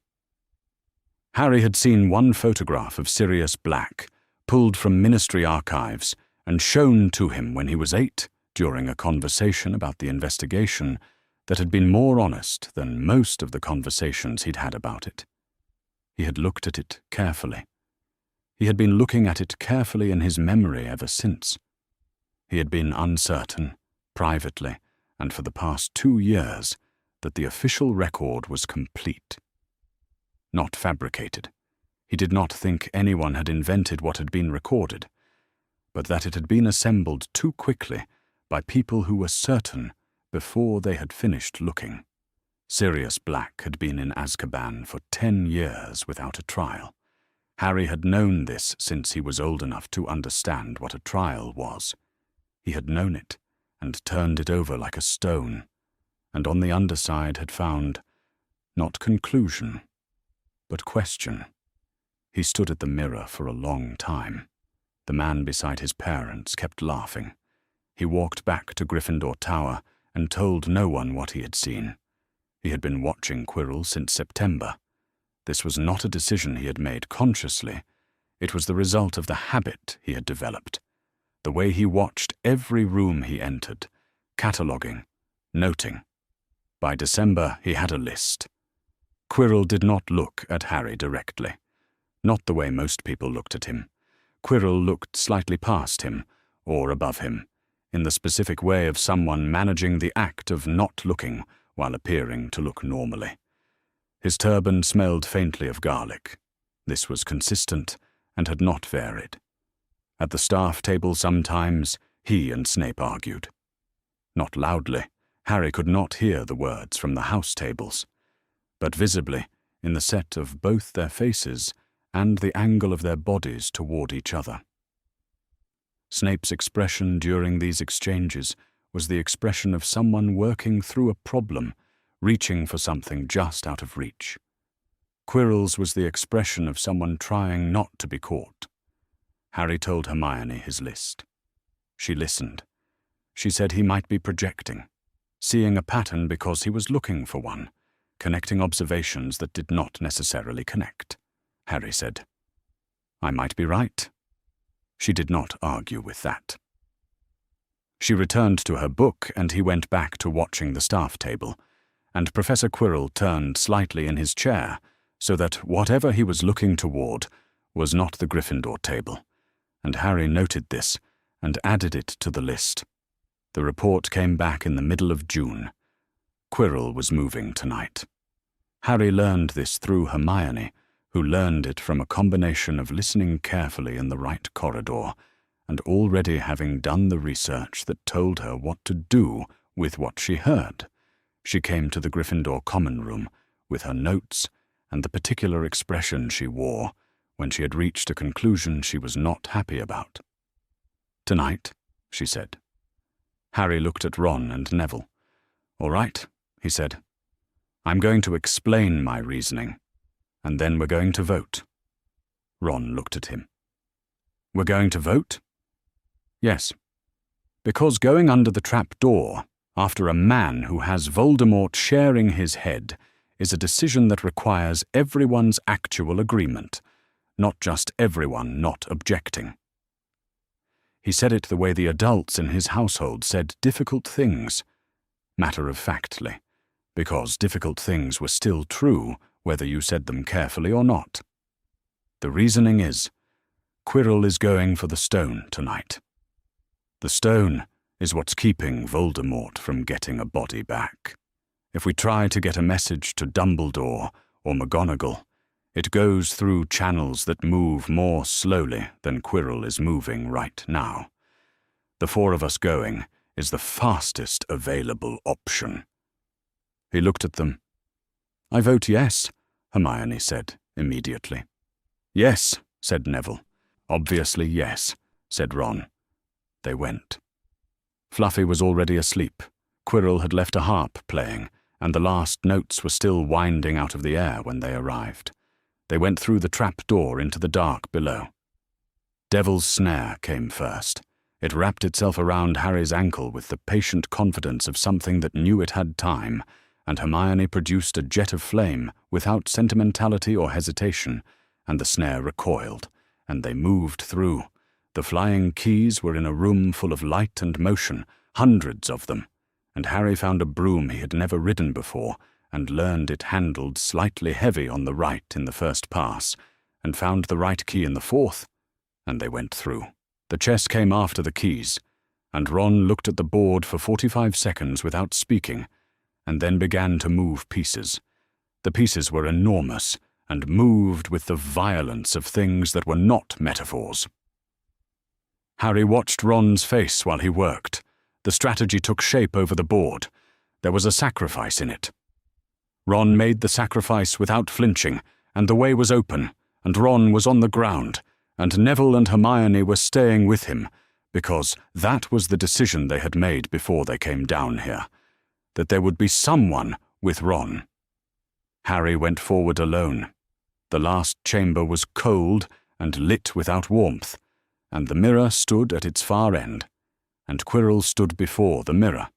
He had both hands on the frame, pressing against it as though he could pull the image out of the glass by force. He turned when Harry entered. His face carried the expression Harry had catalogued all year, the avoidance, the management, the part of his attention that was perpetually distributed somewhere else. "Potter," Quirrell said. "You've come. Come here. Come and look." Harry stood still. "I need to know what you see." He said it in a voice trying not to sound urgent. "Tell me what the mirror shows you." Harry looked at the mirror. He saw himself, older by a handful of years, not yet adult, but on the way to it, standing somewhere that was simply a place, ordinary and specific, somewhere without a file. He saw this version of himself reach into his pocket. He saw what was in the hand. He felt the weight of it in his actual pocket. He did not tell Quirrell what he saw. Quirrell's hands tightened on the mirror frame, then released it. His expression shifted. Not his expression. The thing directing it.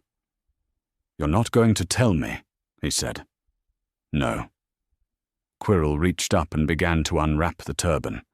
Harry had the specific vocabulary for what he was watching now. The wraith that had been there all year, pressing outward through everything Quirrell had used to contain it. The garlic, the careful avoidance, the arguments at the staff table that had not been Snape trying to steal the stone, but Snape trying to understand what had moved into his colleague's head. The face on the back of Quirrell's head was the most incorrect thing Harry had ever seen. Not wrong in the way things were wrong when you made a mistake. Wrong in the way things were wrong when they were assembled from parts that should not go together. The eyes were red. The voice, when it came, was thin and high and seemed to come from below the register of ordinary sound. He said, "Give me the stone." He said, "Your mother died for nothing. The blood ward she made for you was never activated. There is nothing standing between you and me." He said other things in the same register, calibrated to produce grief or panic, or the specific, reckless anger that made 11-year-olds stop thinking. Harry had known about his mother's death since he was 5. He had had 10 years to build a relationship with that fact, rather than receive it as a sudden wound. He was not unaffected. He was not nothing, but the grief and the fact were distinct categories in his mind, and he understood clearly that grief was the vector being aimed at, and he was not going to hand someone a weapon by walking into it. He said, "You're sharing someone else's body, and you still can't kill a first year. I don't think the stone is going to help you." Voldemort was quiet for a moment. Quirrell moved toward him. The hand closed on Harry's wrist, and the pain was immediate and not localized. Not the pain of an injury to a specific place, but of something encountering something else it could not coexist with. Quirrell's face changed. His hand was burning. Harry could see it, not metaphorically, not as a description of sensation. Lily's sacrifice, intact and independent of any blood ward, not contingent on Petunia's choice or Petunia's acceptance, because Petunia had nothing to do with this part of it. The underlying magic, the one that lived in Harry regardless of where he had grown up, was doing what it had always been built to do. Quirrell screamed. Harry felt the wraith leave. Not felt, experienced, something passing through him on its way out, cold and enraged and already diminishing. The floor came toward him, and he did not have a great deal of say in the matter. He woke in the hospital wing. Bright light, healing potion smell, the particular neutral smell of institutional linens. Dumbledore in the chair next to the bed, in the posture of someone who had been sitting in the same position for a long time and had stopped noticing it. "You should sleep more," Dumbledore said. Harry said, "Was I safer at the Dursleys?" The silence was long. Dumbledore did not fill it immediately. He was thinking about the answer, rather than deploying it. And Harry waited. "With the blood ward intact," Dumbledore said, "you would have had a protection specifically tied to Lily's sacrifice and your mother's blood in Petunia's veins. No enchantment I know of replicates it exactly.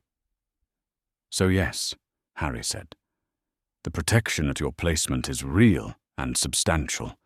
What happened in that room tonight happened at Hogwarts, which is, as I think you are about to point out, my school, and therefore my responsibility. Yes, Harry said. That too. Dumbledore looked at him. Not the look he had given Harry across the Great Hall all year. That one had been complicated and not fully committed to being seen. This one was direct. Something in it had resolved. I made assumptions about your aunt, he said.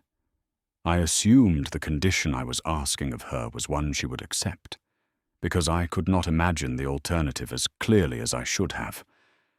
I was wrong about her. The consequences of being wrong about her have been the matter before us for 11 years. Harry said nothing. He was holding this against what he knew. You did not ask her at all, and what you were wrong about was not whether she would accept, but whether her acceptance was yours to assume without asking. He did not say this. He stored it in the careful place. You kept the stone, Dumbledore said. Someone had to. Yes. There was another silence. Harry looked at the ceiling and thought about the mirror, the ordinary place it had shown him, the version of himself who had grown up somewhere without a file. He thought about the wraith, passing through him, somewhere now that was not here and was not gone. He's not dead, Harry said.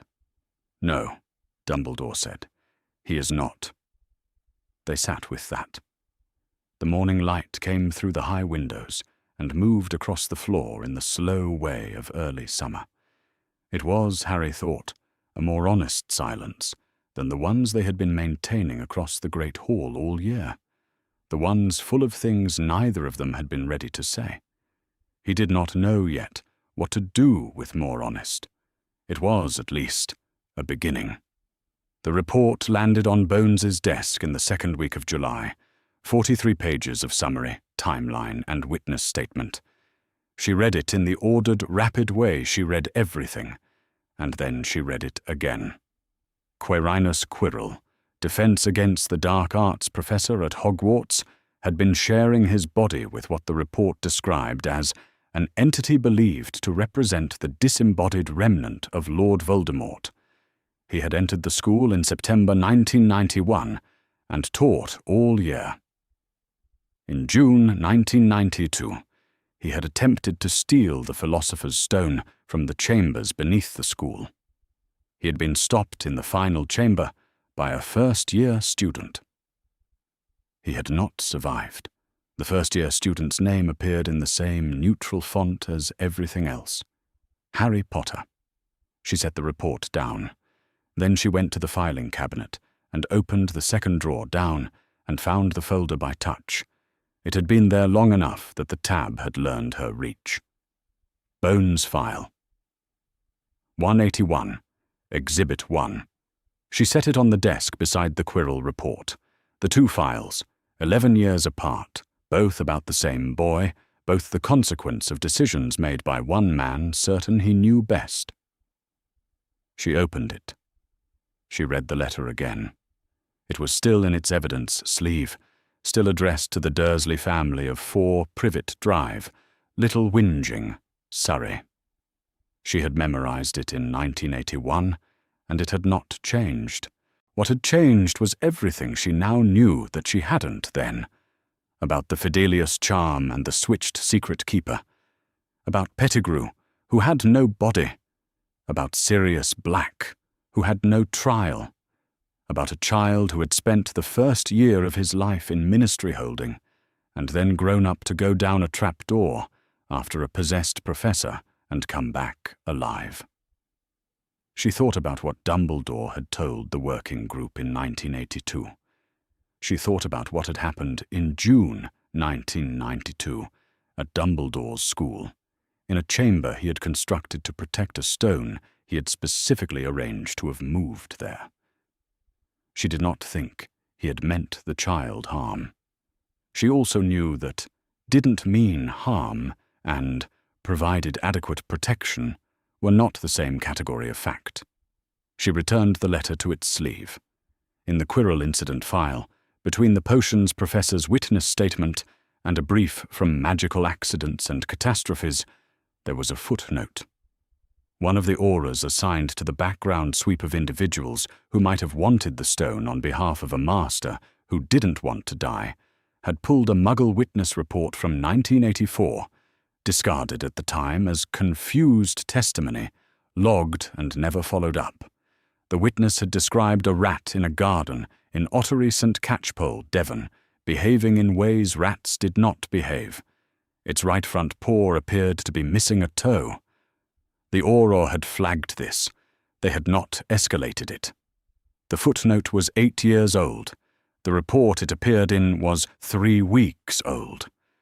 The connection was not stated in the footnote, but Bones had the cold case file and the Animagus registry, and her own note from 1982, no body, no wand, 1 finger.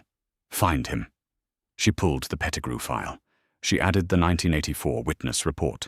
She wrote on the front of the folder, Active, Pettigrew Matter. Crossref, Quirrell Incident, 1992. She returned it to the cabinet.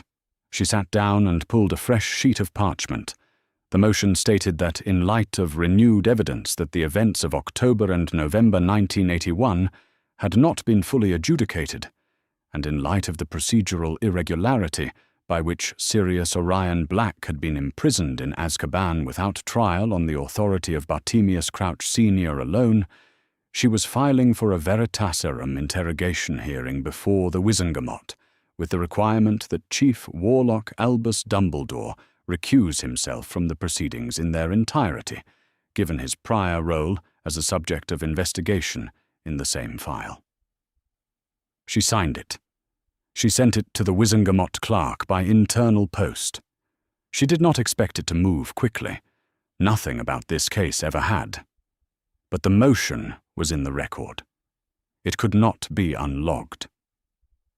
That was the thing about records. They were patient in a way that people were not. They existed and waited and accumulated weight. She began the cover memo for the Quirrell file and did not look up again for 2 hours.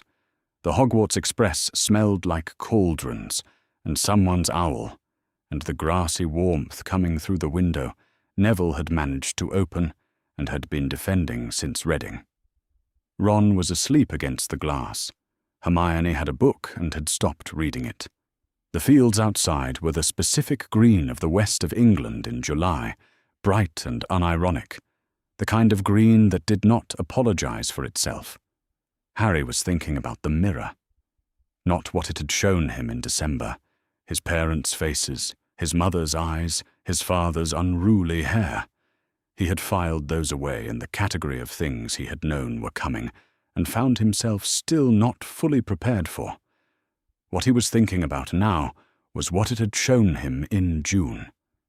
Himself, older, somewhere ordinary. The stone in his pocket, and beside his parents in the same image, a man with dark hair, laughing, one arm easy around his father's shoulders. He had known who that was since he was 5.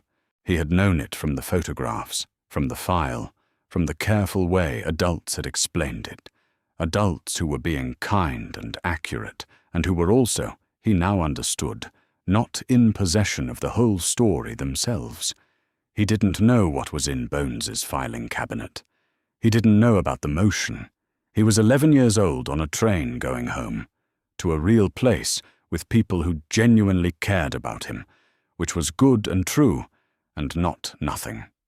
He thought about whether you could miss someone you had never met. He thought you probably could. The kind of missing that made you careful rather than reckless. He hoped it was that kind. He looked at Ron asleep against the window, and Hermione with her unread book and Neville watching the fields, and thought, these are the people who went down a trapdoor and voted and came back. He filed that in a good place and watched the countryside become the outskirts of things. In Azkaban, the Dementors were farther away tonight than usual. Sirius Black had been counting patrol patterns for 10 years and 7 months. He knew what the regular distances felt like. The cold, the pressure behind the eyes, the way memory thinned at different ranges. Tonight the pressure was different. Shifted. Farther down the corridor. Somewhere he could not precisely locate. He sat with his back to the wall. He was thinking about Peter, the stone he turned over and over, because it was the only thing keeping him from going under entirely. Peter was out there. He had done it. Sirius knew the truth, and the truth was still the truth, whatever the ministry had recorded in 1981. No one in authority had come to hear it. 11 years, and no one had come. Something changed tonight. He could not say what. A different quality in the silence of the administrative wing. Something settling somewhere below the cell block. He could not hear paper moving in a clerk's office in London. He could not know about a motion that had just entered the Wizengamot's record with his name in the first line. He sat up a little straighter. He didn't know why. The filing cabinet in the DMLE archive closed with the sound of a drawer that had been opened many times and knew its own weight. Inside, 11 years of consequence.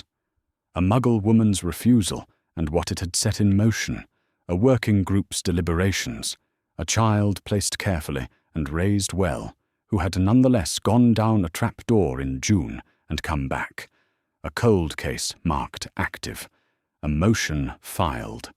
At the front of everything, in its evidence sleeve, the letter. In Dumbledore's handwriting, addressed to the Dursley family. Left on a doorstep before dawn on the 2nd of November, 1981. Picked up by a woman who read it and handed it to the right authority. Filed in this drawer, labelled that first morning in Amelia Bones's handwriting. Evidence. Bones File 181, Exhibit 1. Dumbledore left a letter on a doorstep. A woman picked it up and did not keep it. And 11 years later, the letter was still the first piece of evidence in a case that was still open, in a ministry still slowly, imperfectly learning that one man's certainty was not the same thing as the law. The